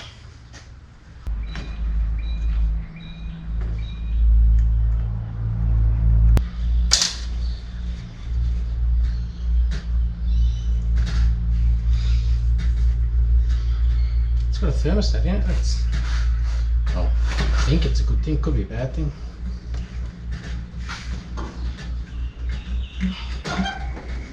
Right, that one's on.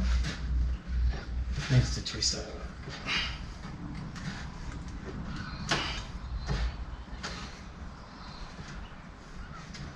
Let's rub it on that alternator bracket. Alright, like I say, won't be for a long time, but it'll do for now.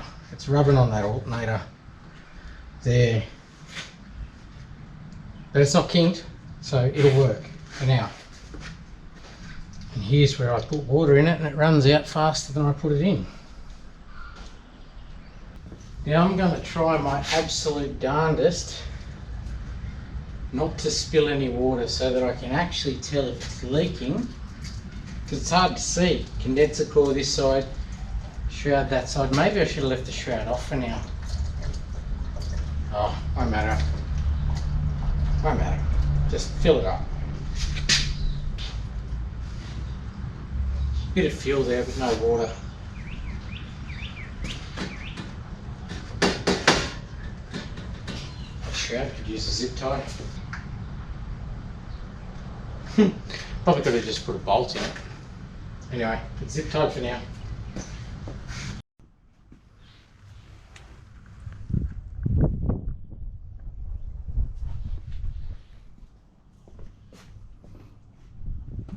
Yeah, I should have left that shroud out. I can't see where it's coming from.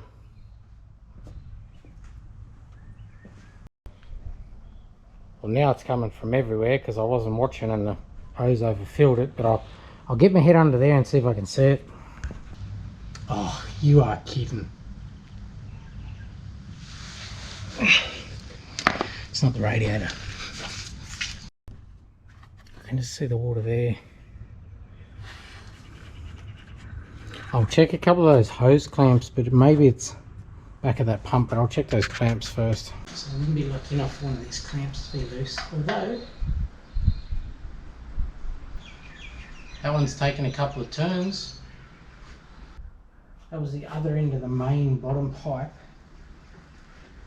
But you wouldn't loosen that to, oh maybe you would. Never know what they were thinking. Anyway, I think I'll ignore it now and move on. In the radiator, it doesn't look that great. There's a bit of grey brown shit, but then again, why was this radiator out of the car? Maybe it blew the head gasket, not this one. So I'll ignore that too. Let's just ignore it. It'll be fine.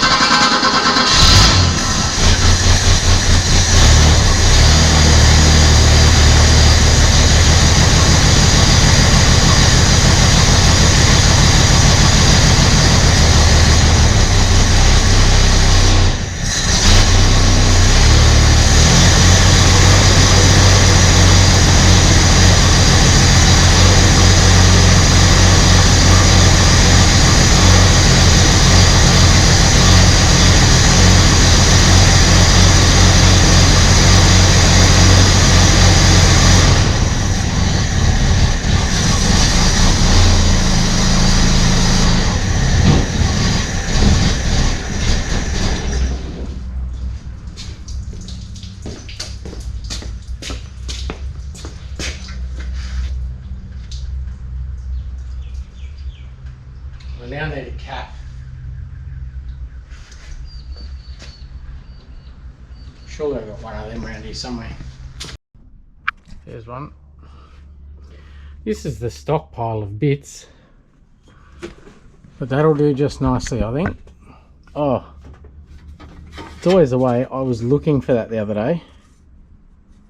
Needed to make it shroud for the VB. Well, of course it's with the fans, you idiot. Anyway, that'll do for now. And that is always the way, isn't it? You find it when you, after you needed it, not when you need it. But it makes sense. I kept the shroud with the fans. I just didn't look with the fans. Anyway, I'm going to bring the idle up a little bit on that because it sounds like it wants to idle. It's got a really bad exhaust leak, I'll tell you that. But if I can bring that idle up a little, because it does sound like it wants to keep going. It's just, if I just touch the throttle, it stays there. It's missing still. Go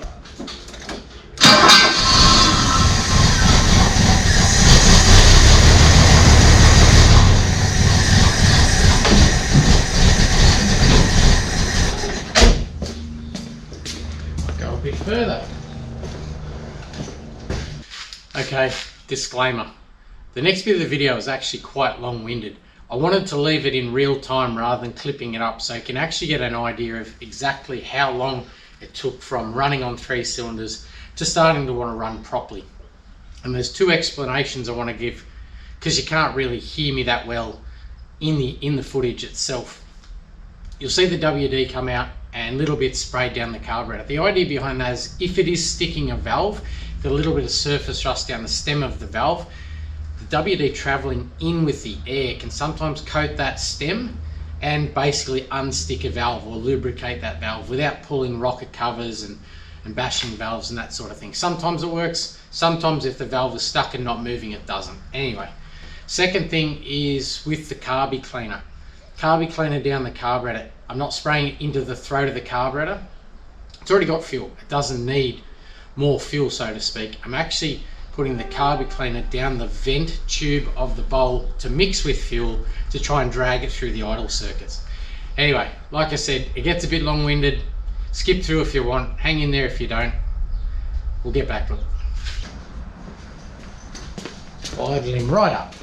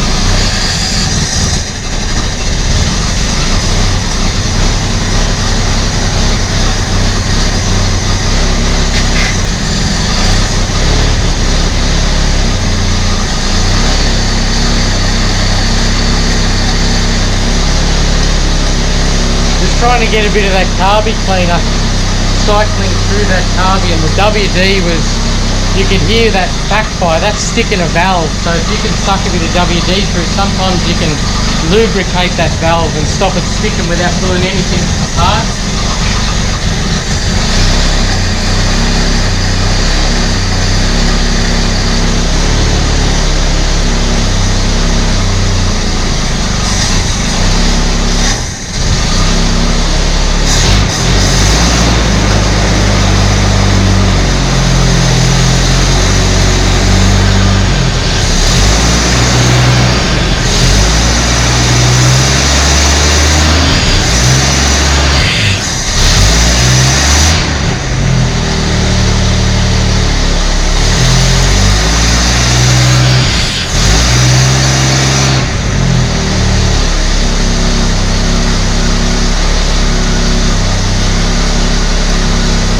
Going to let him idle, but the whole stick your hand over it, just build the rev so you're building the airflow, and then more or less block the airflow so it tries to get air from everywhere else.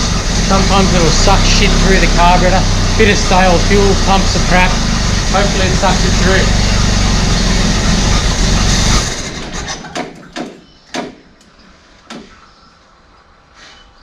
I'll go on to the limb and say that's all it is. It's literally just gum and crap and junk in the carburetor.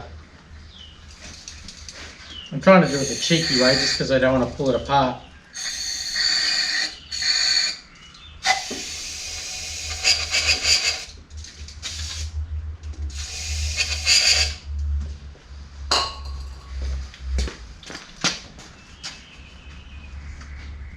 Oh jeez, I don't think we've got any water flow whatsoever.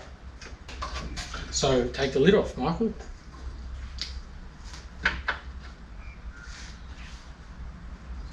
Let's say the thermostat just opened and she just dropped, it's fine. The filter hasn't started to look orange or shitty yet, so hopefully we got enough of that stale fuel out. Alright, let's have another go. We've topped up with water. Hopefully we've unstuck a valve. You can hear it running really rough like this stuff.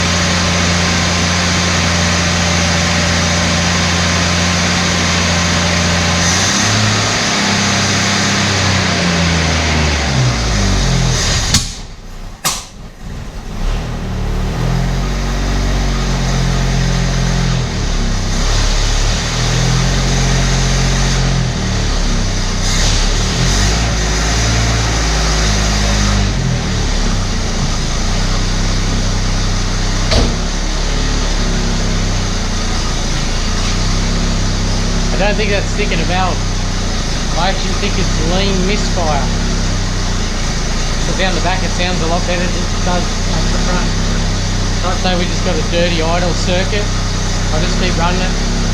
Maybe screw the idle mixture screw out, back in a bit.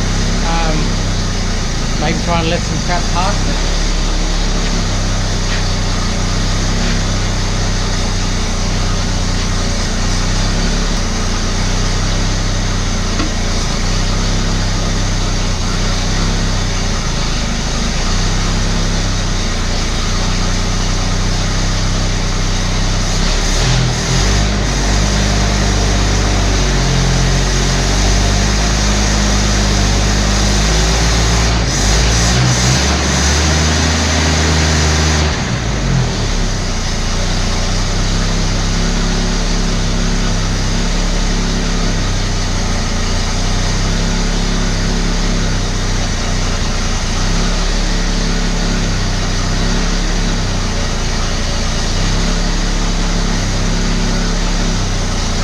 We'll just take the idle mixture screw completely out, and it makes no difference.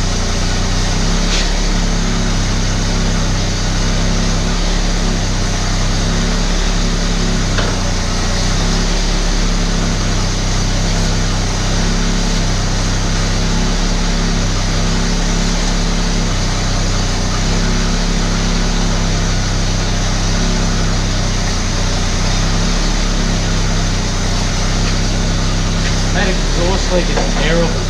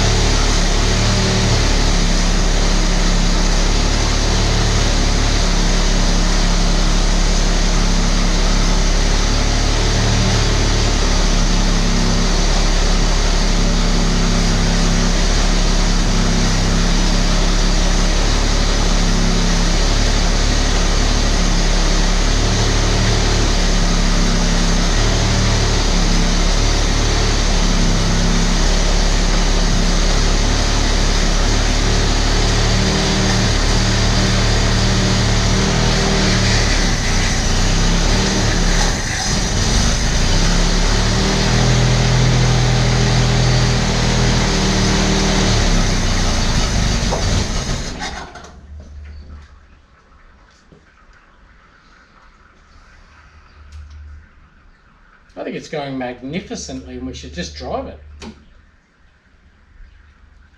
100% just blocked idle circuit, I'd almost guarantee it. Let's have a drive. So the clutch went to the ground, which I've no doubts it's working, so I'm just literally going to put it in gear and head for it. That exhaust is terrible.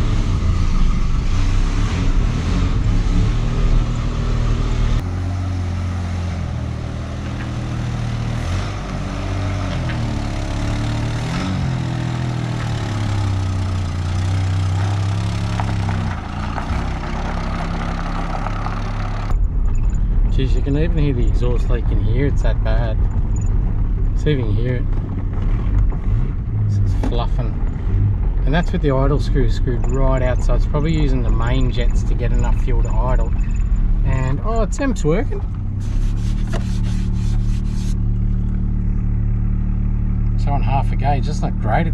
Oh, fuel doesn't know what it's doing. See if any of this works. See if that ticks over. That's what I haven't ordered. Key knob. Alright, I'm going to see if I can suck a bit of fuel through it by going for a little drive.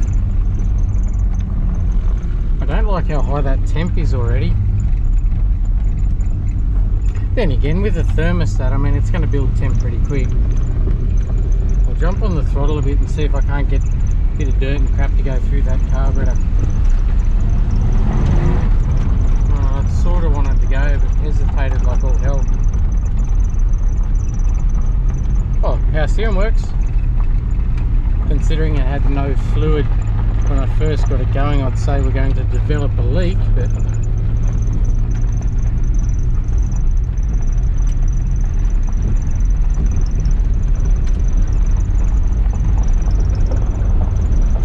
so far so good. Brakes work.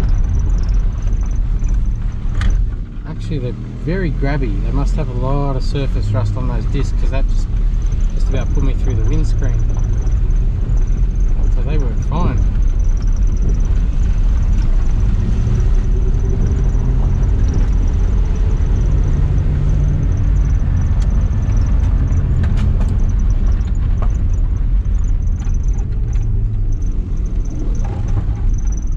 Oh,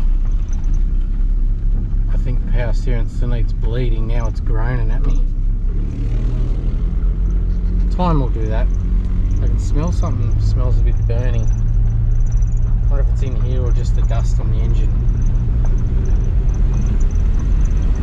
Anyway, I'll run up and down here a couple of times and see what we get.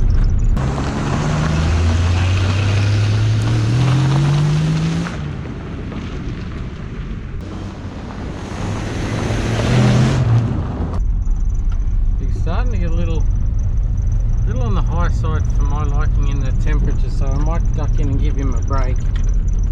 That is the first run after God knows how long.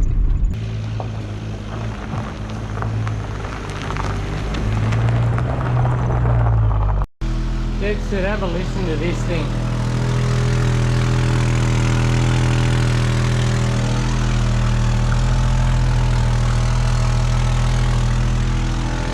He's leaking from that muffler, obviously. Anyway, I'll shut him off.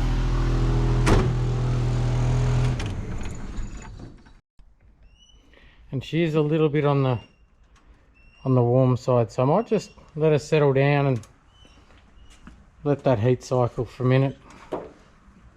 Oh yeah, she's not boiling, but she's warm. She's on the upper end.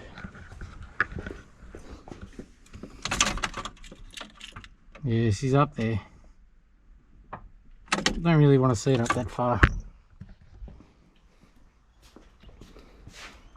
I do think that thermostat opened, but one thing with these thermostats, or these old Falcon motors, because the thermostat's horizontal, they can build up a lot of crap in the bottom of the thermostat that restricts flow. So once these settle down, maybe in the morning, I'll knock that thermostat housing off and just check if that thermostat is clogged up with crap. The other thing is, we don't know why that radiator was taken out. That could be absolutely garbage, and probably is, but it tells me it's going to want to run, so I can order a new radiator probably a cheap Chinese one, but and if I can keep running it, hopefully that idle circuit will come good. Hell, I could probably even drive it like that for now until it keeps coming good, and check some timing. So there's still plenty to do, but I'm going to do none of that right now because that's all ridiculously hot. We're going to get into something as far away from that temperature as we can. We're going to start lowering it, probably start at the back, and have a look at that exhaust leak. And I'll tell you what I am happy about is it sounds like it's got all six.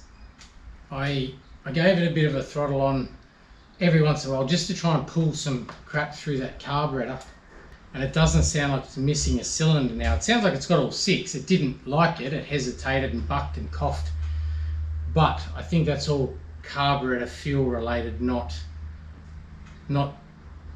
missing a cylinder or sticking valves. It actually sounds good now. I don't think it's sticking valves at all. I think, like I said, that backfire was lean misfire from that idle circuit not working. But I'll let her settle down. Let's get down the back.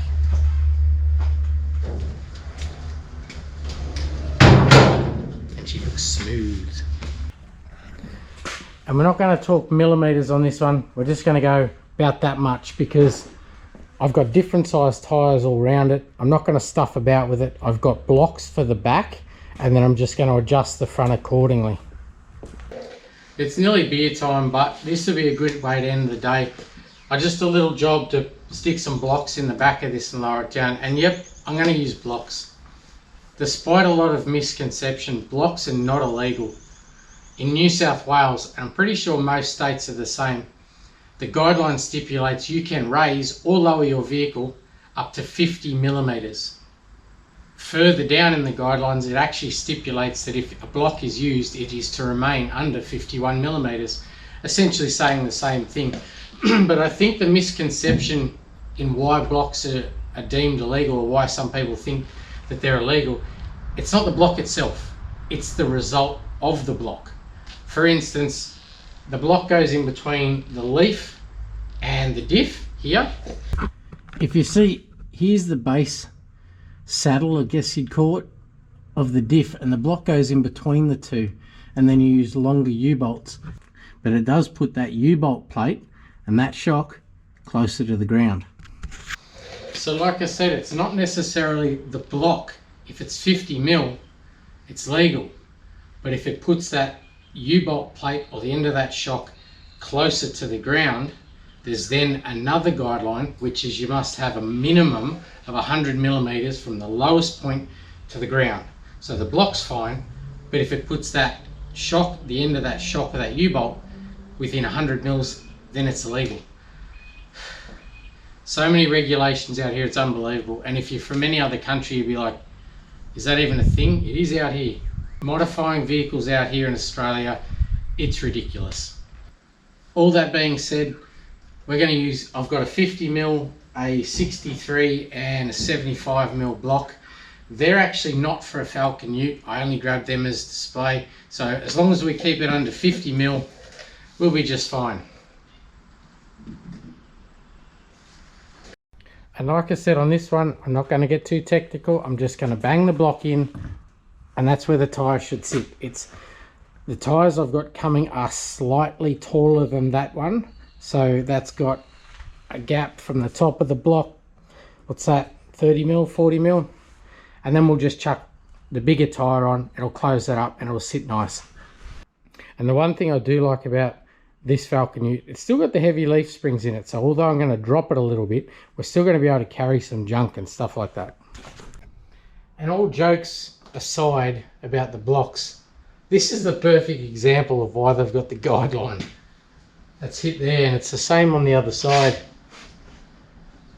Country roads, I guess. I've just touched it on the ground. I think this one's off-roading days are over, so I'm going to ignore it, and we're just going to whip off the shock. These 4 bolts. Now the diff's not going to go anywhere, obviously, because it's sitting on top of the leaf spring. So I'm literally going to knock those out, lift it, slide the block in, put the new U-bolts on. I might have to back off that side to get the flex to get it up, but I'll get it up. I can use my tranny jack and lift that side, I guess. But anyway, let's quickly knock these in because it's nearly beer time.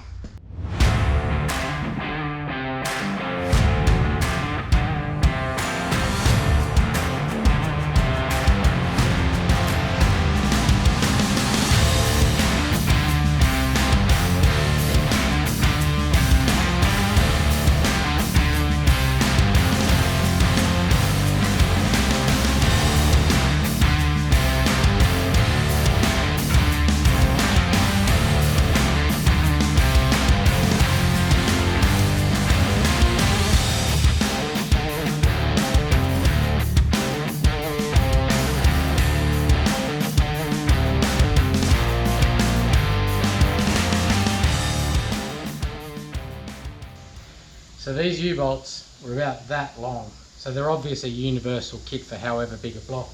So I've actually had to cut them off so I could then get another crack at them. But one thing when you're installing them, see that it's leaning over like that? The machine tolerances on, I guess, the bends in the U-bolts don't always match the base plates, and so it wants to sit on a bit of an angle. The way to deal with it is just get a set of grips up there, pull it in square like that. I'll get out of the way.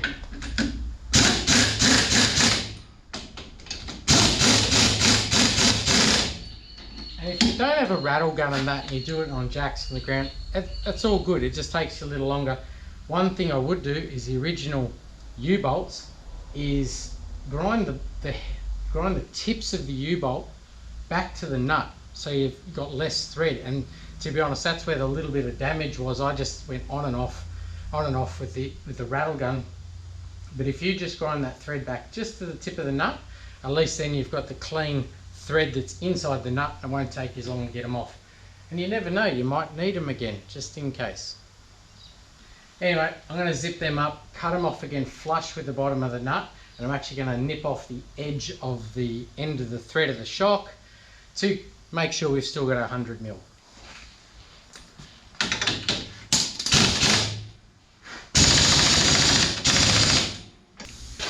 And the other thing I almost forgot, nip them back up, drive it for, I don't know, a little while, then nip them back up. Don't leave it too long, give them another tighten. Oh, I'll tell you why I said I've got a love-hate relationship with lowering blocks. They're cheap, they're simple, love. Don't ever put them in a performance car. Don't do it. Hate. I'll show you why.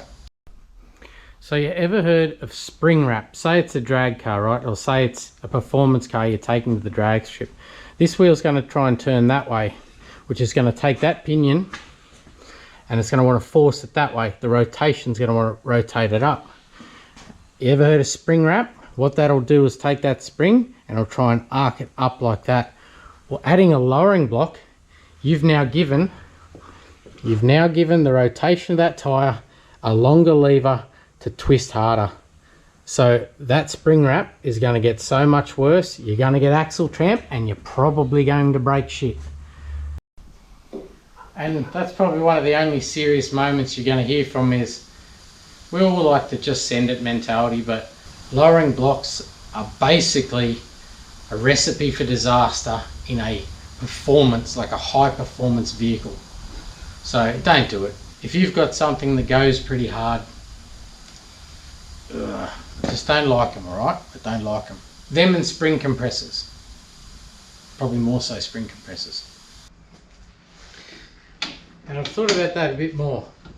Maybe drive it for like a couple of hours, not long. Even around the block, give it a go, then do it in a couple of hours, I don't know.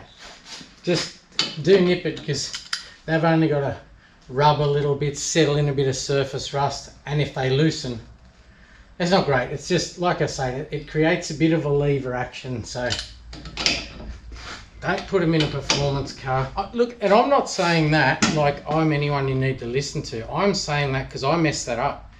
As a kid, I broke that many little Holden banjos in that EH right next to us for that very reason. Standard leaf springs, had lowering blocks, big tyre, stupid driver, light left foot, heavy right foot, dumping the clutch, lots of breakages, lots of learning how to change diffs. Maybe that's what started it all. Anyway.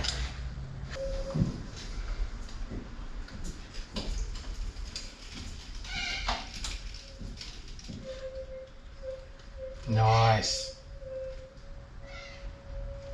Usable, but low.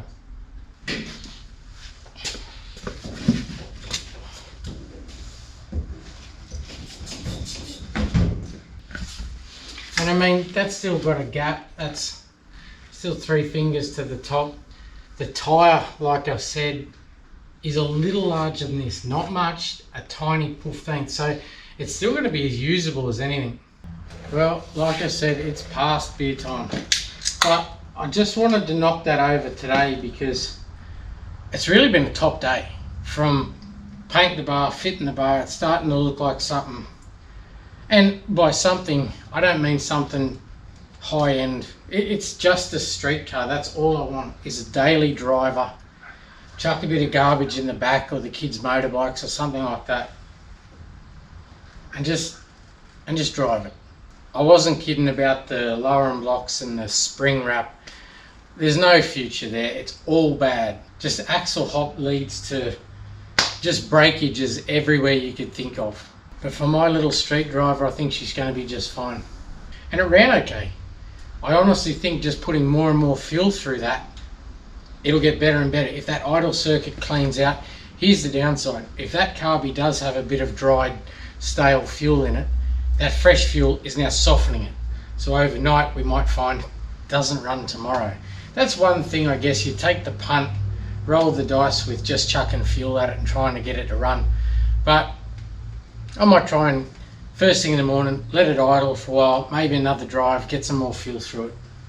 So tonight I've got to order a muffler, and tomorrow's jobs are probably get that front down, figure out how much I want to cut out of it. I don't want it on the deck. I actually want maybe a little rake to the front, maybe just a fraction, because the back tyres are going to be slightly taller, which that might even it up. So I won't take much out of the front, although you look at it there, it's up there. There's a big gap. But anyway, and I guess then we just start going around and checking lights and making sure everything works. That exhaust will slow me down a little bit though. I have to get, as I said, I have to order one of them. That's not something a local shop here is going to have. Oh, and of course my tyres. I nearly forgot. My tyres should be here tomorrow. We'll get them fitted up, get those wheels on. It's going to be a nice little daily. Anyway, that might do us for now. I'll see you in the morning. So this morning, as I said, I will give it a crank and just try and run some more fuel through it, because it was a bit of a punt not completely cleaning out that fuel tank, just adding fuel, because generally if there is evaporated fuel, as I was saying, it will soften and it will travel, so it'll block everything. So it's not uncommon to have something that was running yesterday that doesn't want to run today. So I'll give him a crank and see what we're doing today. It's a bit of a punt, but it's probably one I'm willing to take, just so I'm not completely stripping the carburetor, removing the fuel tank. We'll just see. If I can just flush anything through, you never know.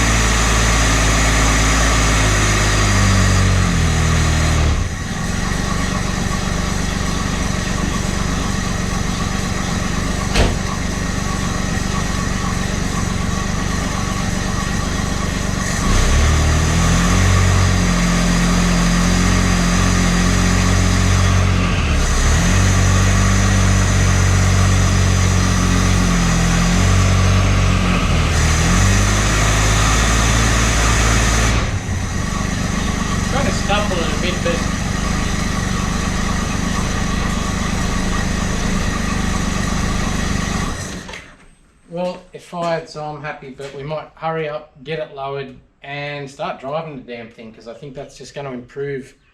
You know, let's get some fuel through it. But for now, let's get in the air and lower it.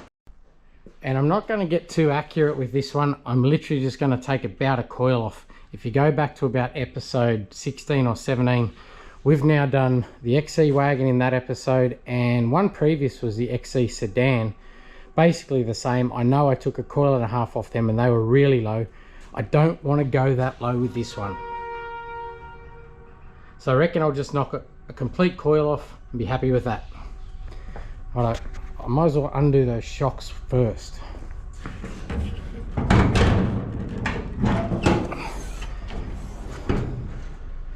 I may as well undo these shocks while I've got it down here, then I'll chuck him in the air. So we'll get stuck into it.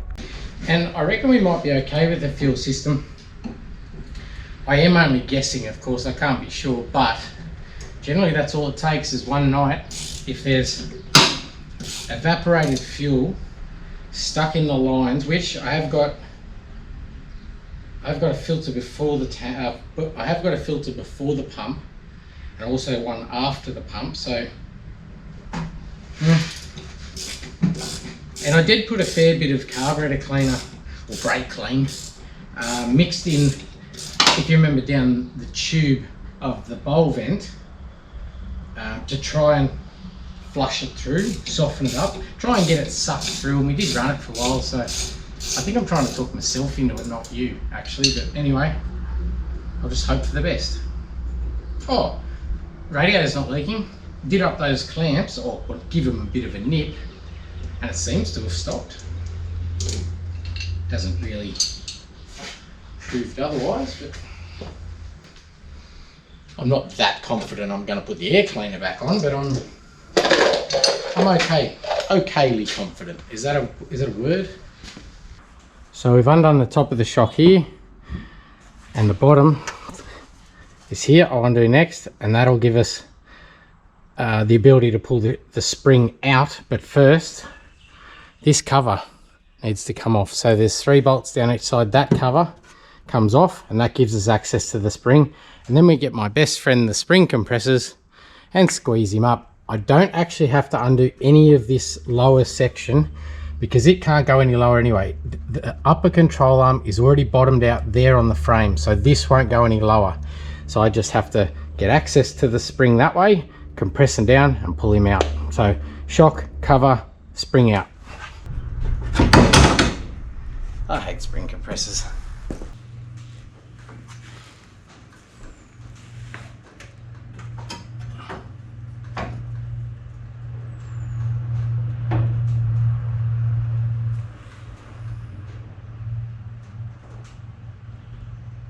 Oh, I just had a moment. I was just looking at that going, why is that one so much shorter than the other one? Well, because the other one, I cut it. I took the spring compressors off, sorry. Then I cut it. Then I wound them back on. And I only wound them back on as far as I needed. I didn't take those compressors off. And I just put it back and went, why is that so short? Because it's still compressed. That's why.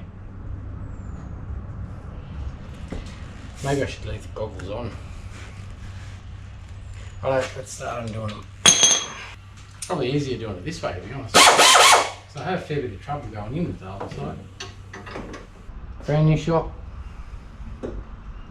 Nope.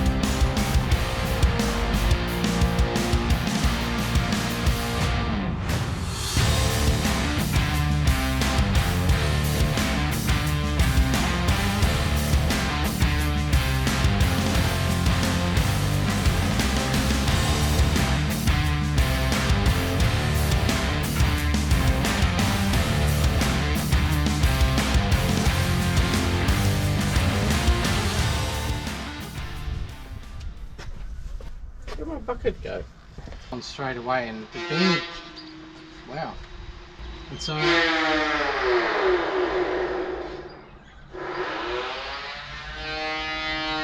I'll start again. That was fucking terrible. Piss off, fly. Right, that wind is going to kill me. I'm having no luck. After you finish masking, you idiot. What would you call that? Friggin', what do you call that? Multi-grips. That's what that bloody tool's called. Ah, that sounds terrible. Stop talking. It's way too many words.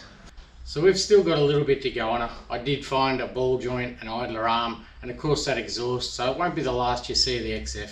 But anyway, that's it for now. I'll see you next time, and thanks for watching.